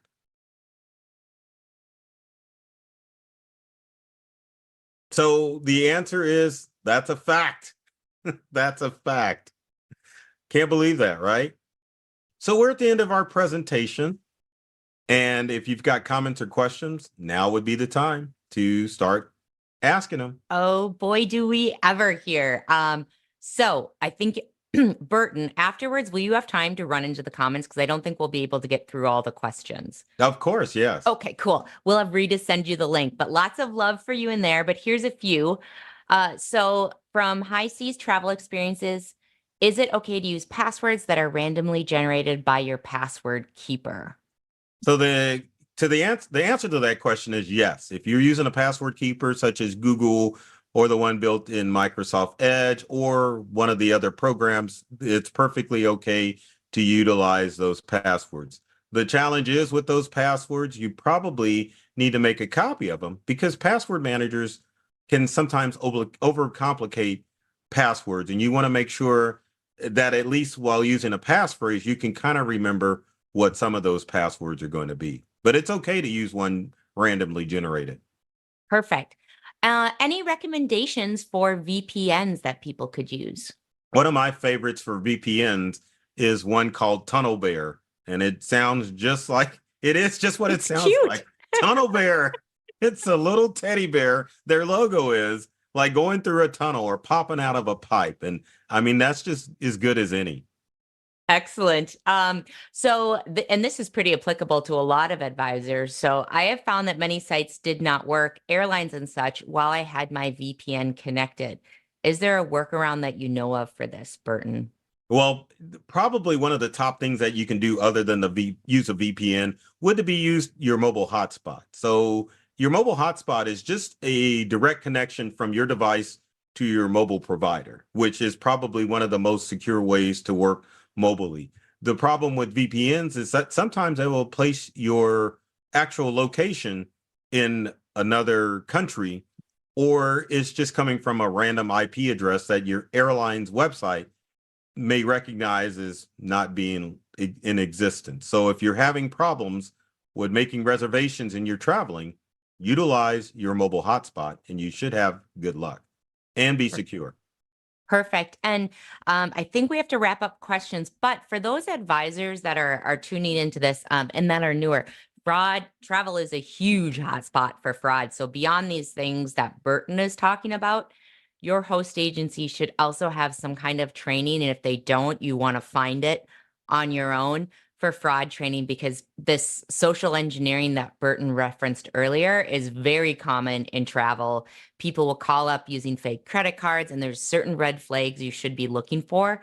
So again, get that training, whether it's through your host agency or finding it somewhere else, so that you make sure you don't get taken in by a fraudster. Oh, what a fun last slide here. Yeah, I love that. Got the arms folded like I'm someone of authority, right? You're the boss man right there. Right. Well, thank you so much for coming on today, Burton. This is such an important topic for small business owners, and we cannot be experts in all things, but we can at least educate ourselves on basic steps we can do to protect ourselves, and you definitely did that. So thank you. And then he'll be in the comments to answer some of those questions that we have left unanswered. Thanks, Thank Burton. you. Thank you, Steph. One other thing to mention. So if you are working this afternoon, we have an EduSpot with Whitney Schindler from The Hive and Masters in Travel. But if you are looking for DMCs or destination management companies, and you end up finding one that perhaps isn't preferred with your host, but for whatever reason you decide you want to go with them, you should make sure that you are vetting them. Because again, this is an area that's ripe for fraud. If you don't have anyone that's given personal experience that said they've used them and it's gone well, just a website and talking to someone does not make them an actual company. So be aware of that as well. But Whitney Schindler will be talking about, it's either 7 or 8 things to ask a new to you DMC. So make sure to tune into that this afternoon. All right, so we have been doing host and consortia interviews all week long. And guess what? We are going to keep them coming. So if you haven't tuned in before, let me give you the quick spiel on them. All of our consortia and host interviews are asked the exact same questions, and they're all pre-recorded so that no one knows what the other one is going to say for the fun questions, because that is the most important question of all, as we all know. Today we have on Travel Leaders Network for our Meet the Consortia segment with the fabulous Perry Lungmiss, who years ago was my boss when I did some work with Travel Leaders Network. So you can imagine what this poor guy had to put up with. He's very patient and very great. So a few things to note for people about Travel Leaders. The first is that they have a consumer-facing brand. You've probably seen Travel Leaders advertisements at some point in time, and that differentiates them because not all consortia have a consumer-facing brand. And then size-wise, they have 6,800 agencies within their network, and they accept both storefront and home-based agencies. And a lot of consortia will have minimum sales requirements to join, and Travel Leaders is one of those. It is $100,000 in sales. And I didn't mention this earlier this week, but this is actually very important for people to know. With the consortia sales requirements, these are not just total sales, $100,000 in sales. They are preferred supplier sales. So if you are not sure what a preferred supplier is, we will link to an article on preferred suppliers in the comments. But for those of you that are new, 99% of you are going to go the host agency route because obviously it's difficult to get $100,000 in preferred partner sales when you're just getting started. So let's go ahead and jump right in and hear what Perry has to say about Travel Leaders Network. Hello, everybody. Welcome to today's Consortia interview. Today we have on Perry Lungmas, SVP over at Travel Leaders Network. Hello, Perry. Hi, Steph. How you doing? Glad to be back with you. It's great to be back with you. We've already talked about my alligator in the background toy. So Perry was admiring that earlier. Yep, the dogs have run back and forth a few times. Yeah, there, here we go, right there. Oh, speak of the devil, Orion. Yeah, perfect. Well, let's see, Perry. So we have some great questions for you. Let's get started with our first one, which is what are the most popular programs that ICs can access over at Travel Leaders Network and that are kind of unique to your particular consortium? Yeah, so thanks, which is a great lead-off question, by the way. So in my mind, the thing that really stands out for us is a lead generation tool that we call Agent Profiler. And it's unlike any lead generation. Some people who have experience with lead generation programs know that you get a lot of stuff, not much quality, and the conversion rate is low and everything else. But this has been a tremendous success for us. And this year we'll deliver some 300,000 leads to the Travel Leaders Network. So that's a huge number. Now, the important thing, and that's at no cost, by the way, the important thing is the conversion rate on this, and the dollar amounts in that conversion rate are pretty remarkably high. In fact, to the point that some people don't actually believe how we're doing it. So, and that we're doing it. So that's been a tremendous success. And those who have created a profile or engaged in the program have seen some terrific results from it. At the core of that program, it's about what the advisor wants to sell, right, in creating this profile, and how well they describe that in their profile so that makes them a good match with the traveler. So they can sell anything they want to. In fact, the more refined, the better. So the agent profile has been really great. And as you know, post-pandemic, there are a lot more people looking for an advisor in the marketplace. So it's been a really important distinguishing program for us, a new business program for us, in 2023 and growing into 2024. By the way, if anybody has any doubts that this delivers, I would challenge them to simply go online and Google search for any travel destination or any supplier along with the phrase travel agent and see how we come up in the organic results on that. So it's been a very effective program for us, and I think that growing and improving every year. Well, you know where else people could find out about it, Perry? If there's any Travel Leaders Network ICs in the comments, they could share their experience. There you go. Wow. That's exactly right. Yeah. And just to clarify for the leads, that's coming in from Travel Leaders, like their consumer facing site.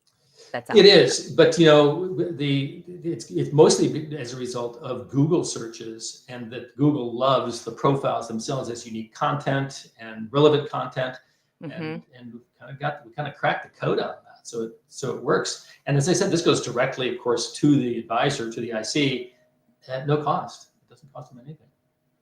Well, that's fantastic. Well, let me ask you about some of the training opportunities that you offer, and then specific to ICs that will help them grow their business.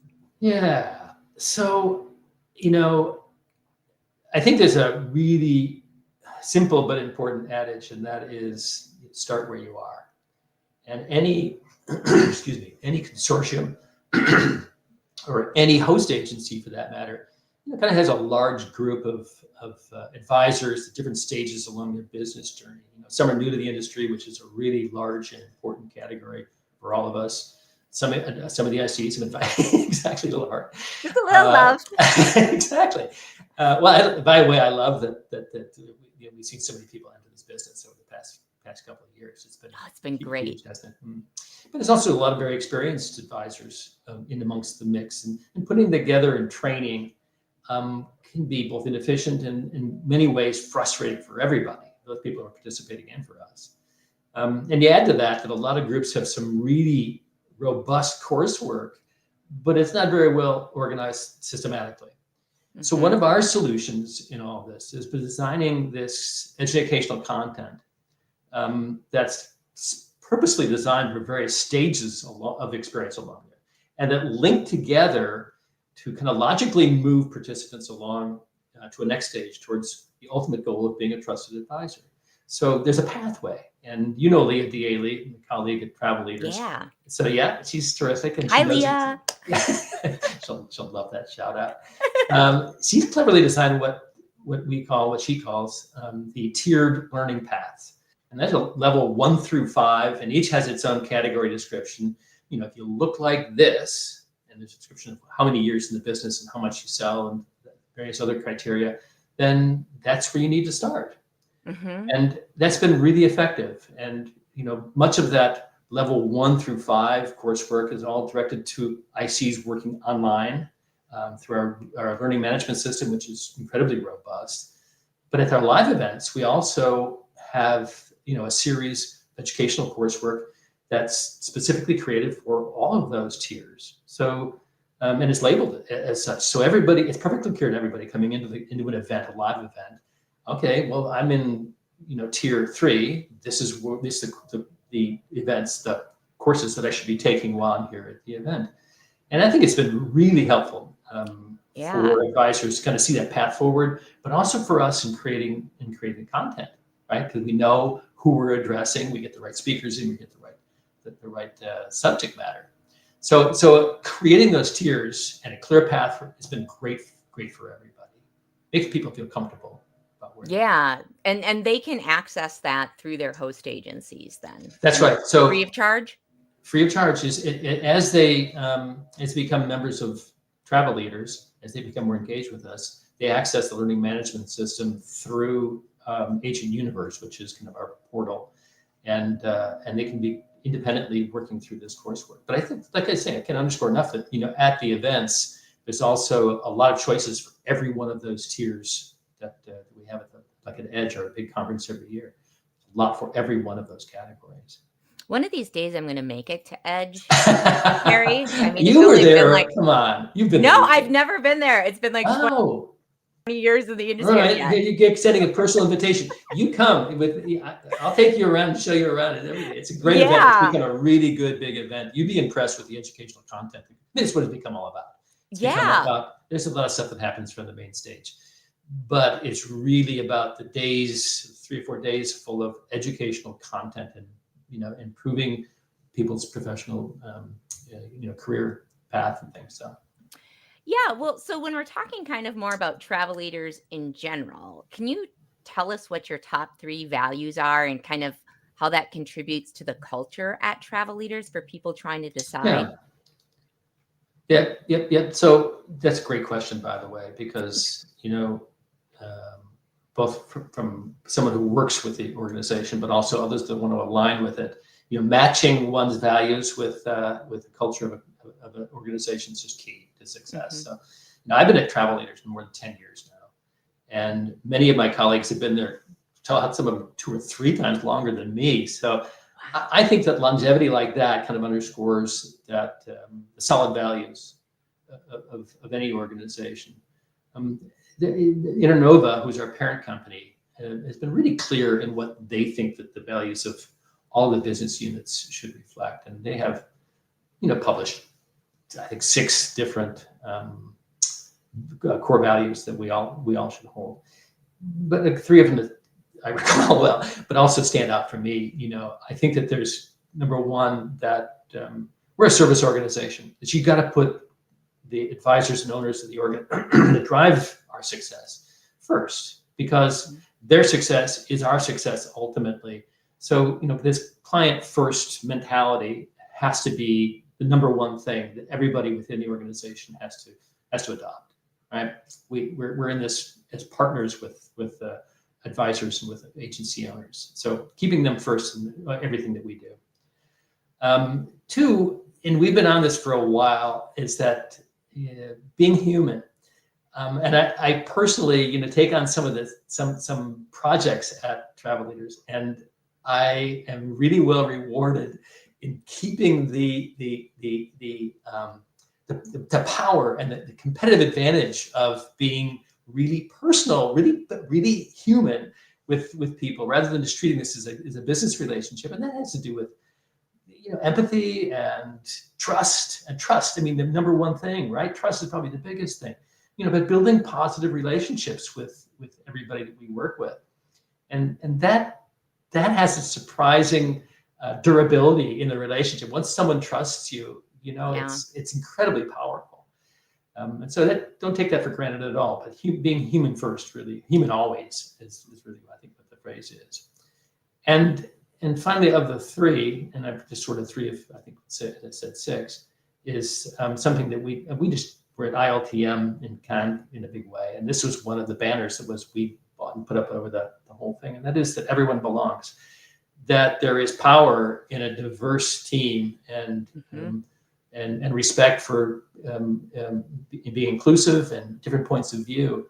And that's been a really powerful theme for us over the past few years, that inclusivity, that everyone belongs, and inclusivity is a really important value of any organization. So those are three, I think, really highlights from some of the other values that Internova and travel leaders embrace.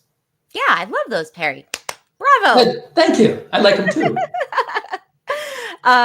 Well, let's see. So our surveys that we do each year, the number one challenge for advisors, and this was interesting because I recently finished the employee report, and it's not just for self-employed advisors, but it was also for employees. The number one challenge, they said, is finding clients.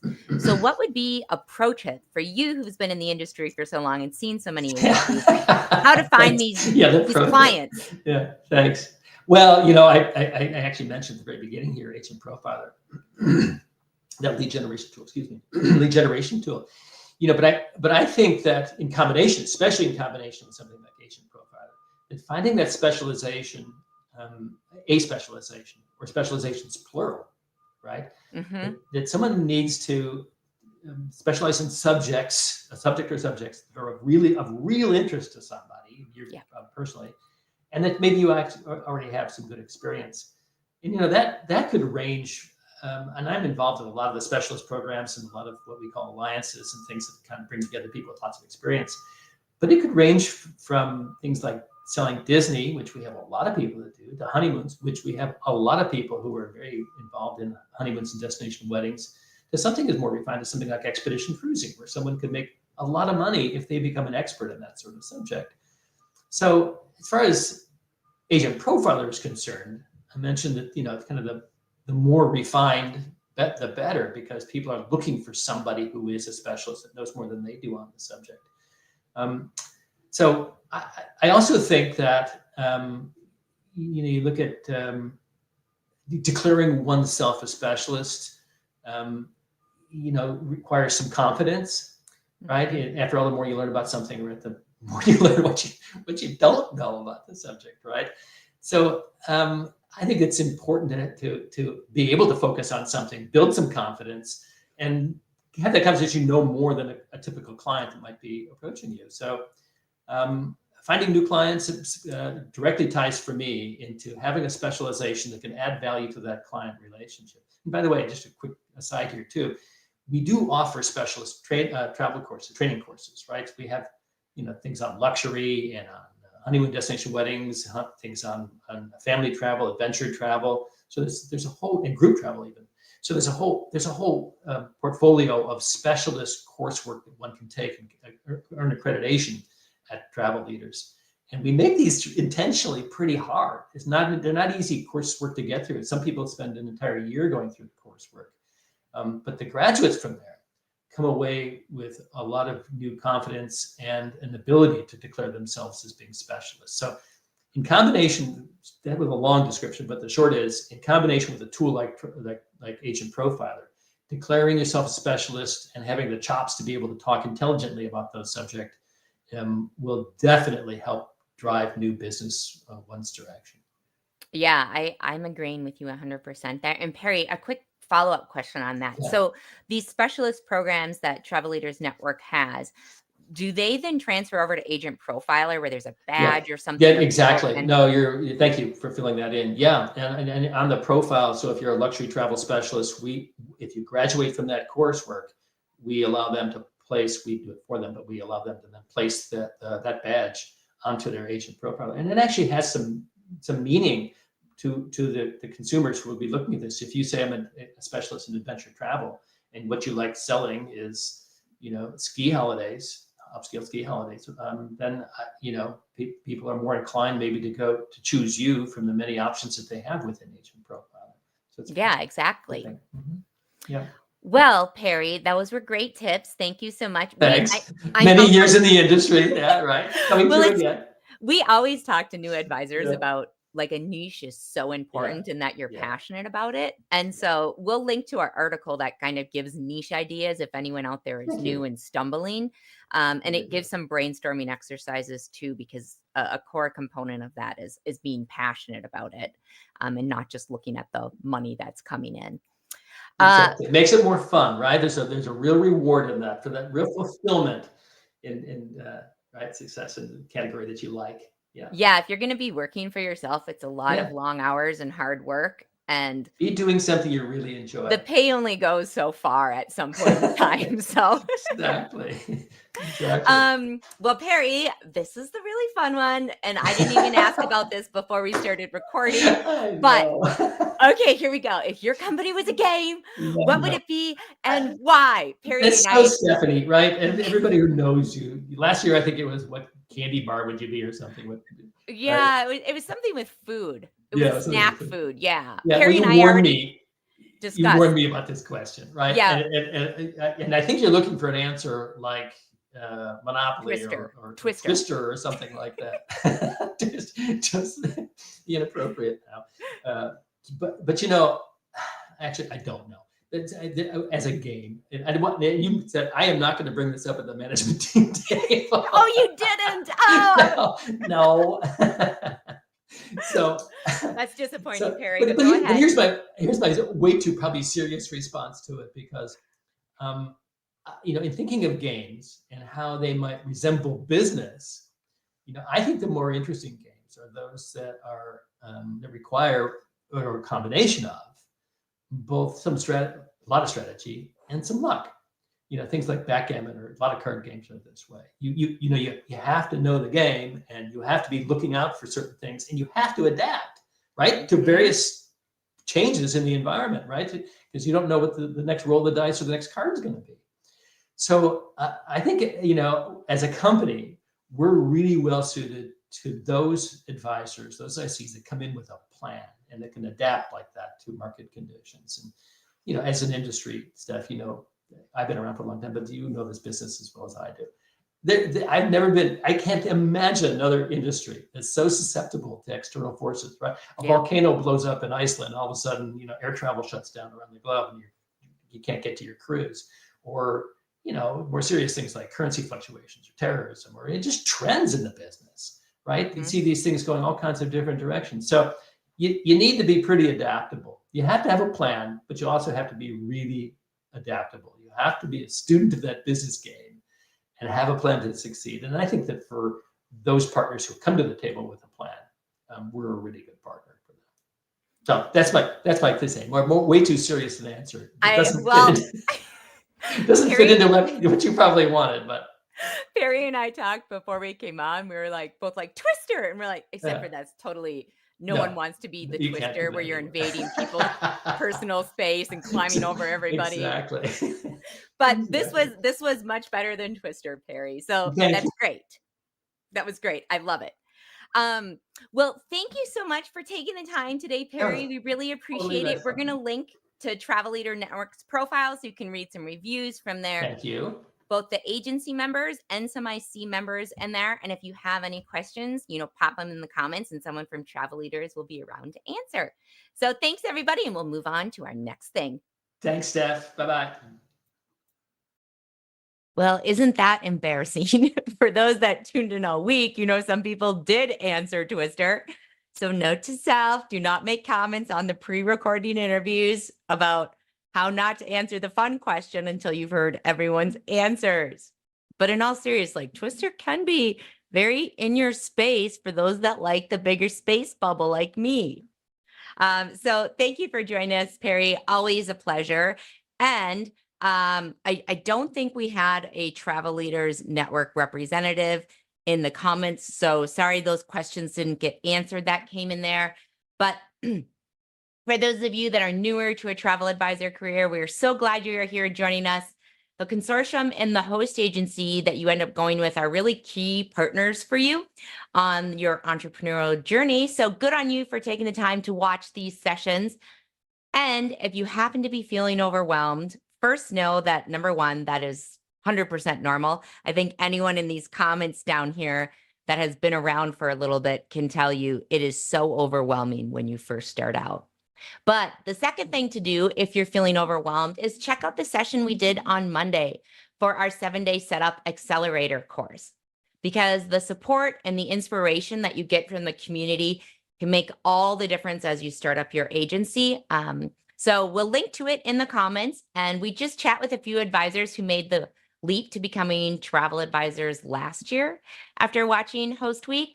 And plus, we have a Host Week special for the course, so make sure to check that out. If you jumped on, you came in at the perfect time, because we are about to dive into our Meet the Host segment, where we have 7 hosts we will be hearing from today. And before we start, just a quick thank you again to our Host Week sponsors, KHM Travel Group, who I believe is going today, Avoya Travel, who went yesterday, Lucia, Globus Family of Brands, and At Home by Atlas Travel, who I believe went yesterday too. The days are starting to blur together a little bit for me. I'm not sure if any of you are experiencing that as well. But we are incredibly appreciative to the sponsors who help keep this event free for everyone and makes it accessible to everyone. All right, let's get in and introduce our first host agency of the day, Avoya Travel. So some of you might recognize the Avoya brand, and that is because, like Travel Leaders Network, they have a consumer-facing brand. And one of the things that makes Avoya unique is their live leads program that they give to their travel advisor network. And those leads come in through their consumer-facing advertising. Now, their network has over $500 million in sales and counts just under 2,000 advisors in their network at the moment. So let's hear what Mary can find out from the Avoya team. Host Week, I am sitting with Chris Green. Chris is the Director of Network Expansion at Avoya Travel. Welcome, Chris, and happy Host Week. Hi, Mary. So great to be back with everybody. All my friends at Host Agency Reviews. I love Host Week. We do too. And actually, I remember from your interview from last year, you had a very bold, fun question choice. You were flaming hot Cheetos for snack. So I look forward to not only hear what you have to say about Avoya Travel, but also to know what you have to say for the fun question this year. So And still no Cheeto fingers. Yay. I know. Love it. All right. So with that, our first question today, Chris, is for you to tell us a success story about an advisor and how you help them grow. Well, thanks again, Mary. Absolutely. You know, one of the great things about Avoya Travel is that I'm lucky. I don't just have like one story that I could share or maybe 2 that I could dig up, but I have a whole list of opportunities, people who have just excelled in our network. I chose Chiri Doris, owner of Chiri Travel LLC. She's an independent agency in the Avoya network.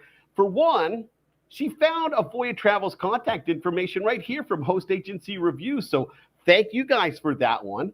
But also because it's just a great story that highlights all the important factors that go into building what we at Avoya Travel call a shared success network.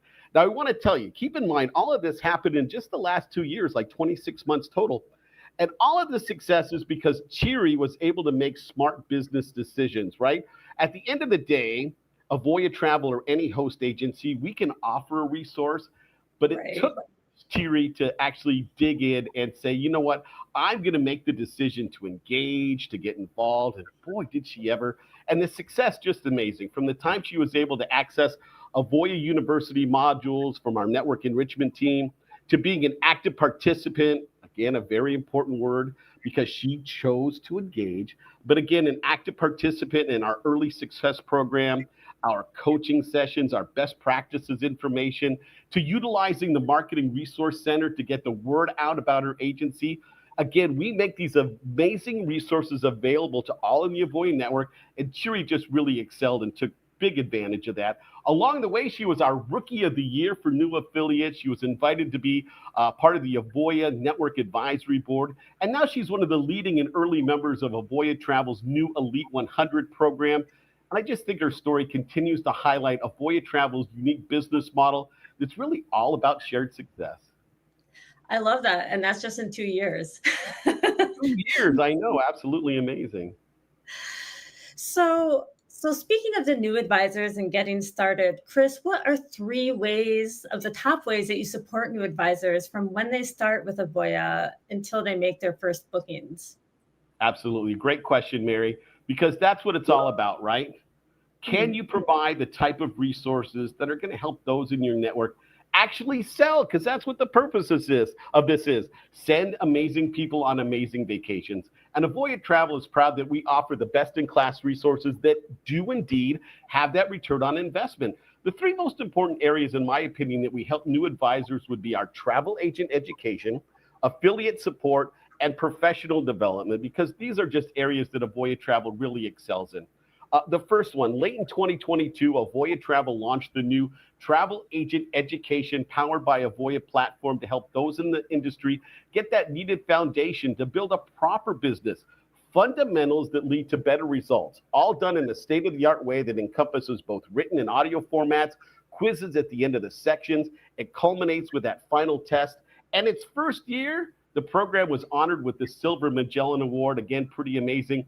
And it helped over 1,000 new to the industry people get a head start on their peers, because guess what, Mary?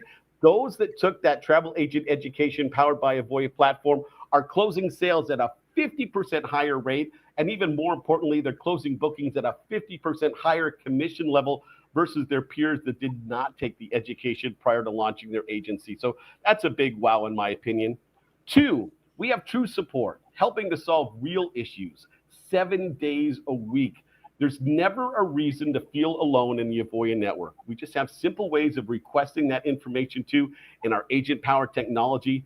One of the things that we hear from those that leave other networks is how little support they really felt they received. It was always just go watch this video or send an email that never got answered. Well, in the Avoya network, check out this stat. Our amazing support team in 2023 handled over 50,000. I'm going to say that number again, 50,000 support requests from those in the Avoya network. It's absolutely amazing, and that's what true support does for the Avoya network. And number 3, professional development. From our network enrichment team that helps administer Avoya University to our amazing early success team with group sessions on establishing best practices, to sales coaching, business coaching, and that extra set of eyes and ears needed for a new business owner. I also have to mention our brand sales team, a team of dedicated professionals. These people are hyper knowledgeable about the top vendors in the travel industry, and they're there for our affiliates to assist with information that can provide them with that elite knowledge it takes to impress clients and close more business for their agency. And that doesn't even cover the topic of leads, but I think you've got that covered in a few questions. So I will anxiously await to share information then, Mary. Well, I don't know if you know this, Chris, but data and statistics are near and dear to my heart. So I love that you brought up some of those concrete examples of how you get the results through the Avoya network, and also the shout outs to your team. That's so awesome. Absolutely. And I didn't even mention our business intelligence team. If you love data, we've got you covered at Avoya Travel. We'll talk. Okay. So I guess good things come in 3s, because the next question we have for you, Chris, about Avoya is, what are 3 of your core values and how does it contribute to your culture? We're so proud to share our purpose, our vision, and our values with you and your audience today, Mary. At Avoya Travel, we're proud to embody the following: a purpose to enrich lives through inspiring travel experiences, with a vision that we don't think small at Avoya Travel. We have a vision to be the #1 vacation platform, and we proudly state that for all the world to hear. And when it comes to values, we're talking about influence, collaborate, and explore. On influence, we create happiness for ourselves and others through results-driven initiatives while inspiring the next generation of leaders. We collaborate. We pursue teamwork through brilliant communication, contribution, and chemistry to deliver above market performance and explore. We're never fully satisfied by our past success. We know life happens going out the windshield, not the rear view mirror, and we continuously set out on exciting journeys and thrive in the challenges and opportunities of change. I love that. That's amazing. Very robust answers there, Chris. Thank you. So the next question, we're moving on to some travel advisor challenges. And what we found from our survey in 2023 is that the number one challenge across the board for advisors is finding clients. And so I'm wondering, what's your pro tip for advisors who have this challenge? Well, I've been chomping at the bit to talk about this one, Mary, because finding clients, finding leads, live leads, it is and has always been the number one resource offered by Avoya Travel because it is so hard. So my pro tip is work with a partner that excels in this area, because lead generation is just a difficult thing, especially in 2024. Trying to play the game with the big boys on things like Google search and keywords can be incredibly costly and not always very effective.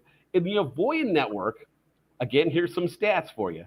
More than half of the sales come from Avoya live leads, and you can find a ton of information on our live lead program and all of our other resources at avoyanetwork.com. And if by chance you don't happen to be lucky enough to be in a network like Avoya Network that has a robust and true lead program, my pro tip is selling what you know. Listen, if you love wine, find wine tours. Talk those up. Talk to your wine-loving friends. Get educated on the top vendors selling those kind of products. Then make sure your marketing stands out, right? That people remember you. Don't be afraid to be different. I love that. I love that. So it's the leads program, and then also just niching, selling what you love, harnessing that passion. Great combination. Absolutely. Yeah. Excellent. So, oh my gosh. Well, I can't believe that we have come already to the fun question. The time has gone by too fast. Okay. So this here is, if Avoya were a game, what game would you be and why? You know, you mentioned Flamin' Hot Cheetos, from last year. So I really had to give a lot of thought, right? Because that one really stood out to people, and we heard so many times throughout the year about that specific answer. So I thought of all the games I played when I was a kid. I thought about the games we play as adults and things like that. And at the end of the day, I think if Avoya Travel was a game, I think it would have to be Chutes and Ladders. Okay. Because the one thing you can say for certain when you're a family-owned company like Avoya Travel that's able to trace its roots back almost 60 years in the travel business is that you've seen all the ups, you've seen all the downs, everything this industry can throw at you. And through it all, the companies continue to grow and innovate, always focused on that next opportunity for success, moving forward within the game.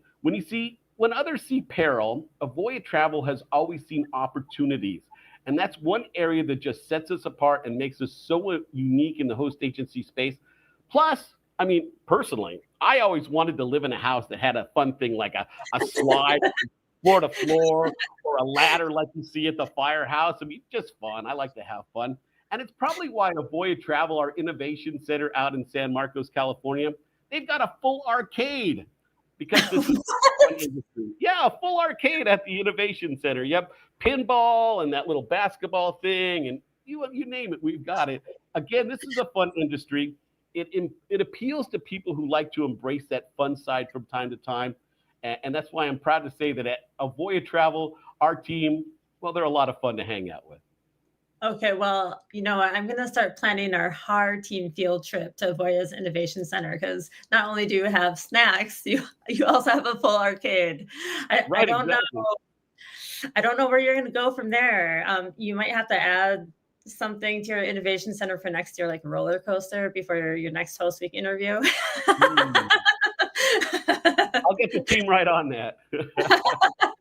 Well, Chris, thank you so much for chatting with us today. Would you be willing to share a little bit about your host week special before I let you go?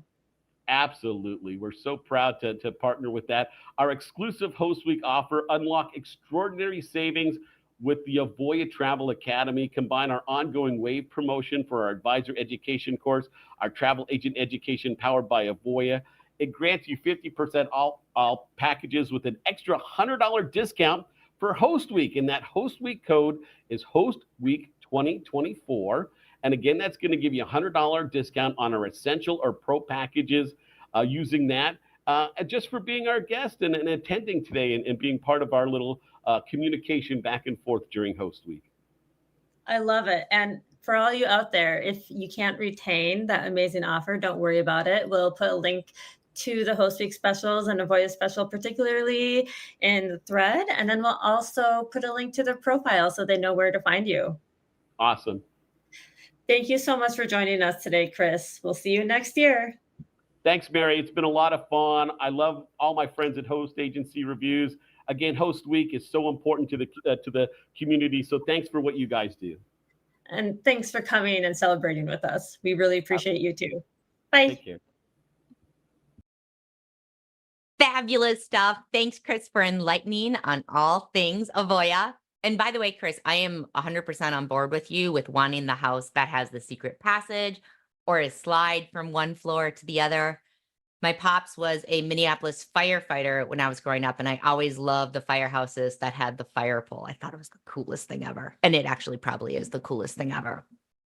Now, I know some of you may be wondering how I can remember all of this information about the host agencies when I'm giving their intros, or maybe you're not, and I'm just imagining this. But we obviously know that it is not memorized because I have the memory of a goldfish, which ever since, I don't know if anyone's fans of Ted Lasso, but ever since Ted Lasso brought up that, like, be a goldfish, it's hip not to have a memory. So that's very exciting.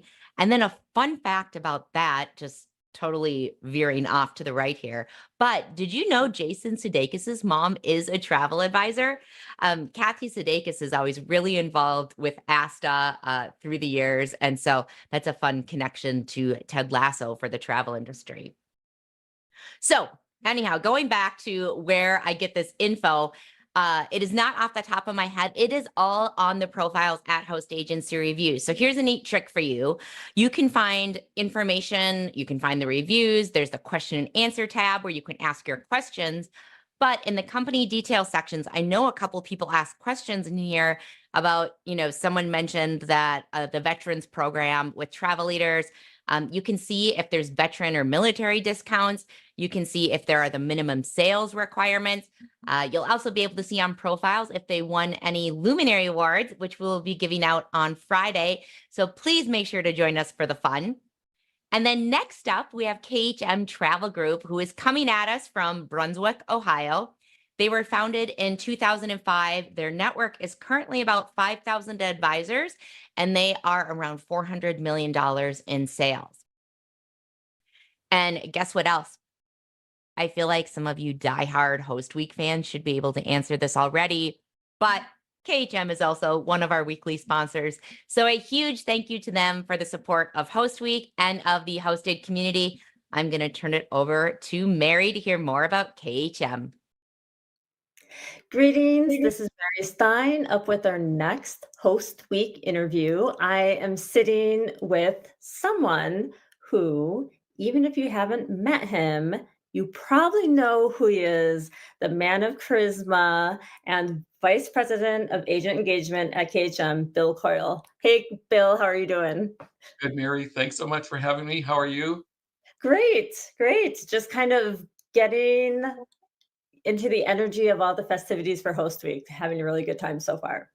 It's such a big week, and it's that time where it's time to focus, right? I mean, we've been going through all of the nonsense of the end of the year. Now, what does Host Week look like? Can I focus? Can I be prepared for this year? And this is a big kickoff. This is it. This is it. And thank you for kicking off with us at Host Agency Reviews for Host Week. And I can't wait to hear more about KHM. So are you ready for your questions? I am ready. Excellent. Our first question is, tell us a success story about an advisor and how you help them grow. Oh gosh, that's funny. I come from a background of being a travel agent. This is my 36th year in travel. My parents started our travel agency in 1986. My sister and I took it over in 1996. And I think about bringing that brick and mortar agency and then transitioning over to the host side, which I love my role in host side because now I can share all my experiences with agents. And sometimes I'm really, really vocal about what they should or could do. So, and probably harsh about it sometimes. So I think a success story is recently I had an agent who I was doing a one-on-one with. She's semi-experienced, right? She's been in it a couple of years. She hasn't been in for very long. Obviously, she came in at just after the crazy time. Right. But she said, I've been selling some cruises and I think I want to focus on one country. And that country was Turkey. And I'm like, wait, what? Like, you can't just focus on Turkey. Like, not that you shouldn't focus on country, but maybe not that one right now. Can we look at that in the future? And then I got her steered back toward the successes that she has in cruising. How do we expand that?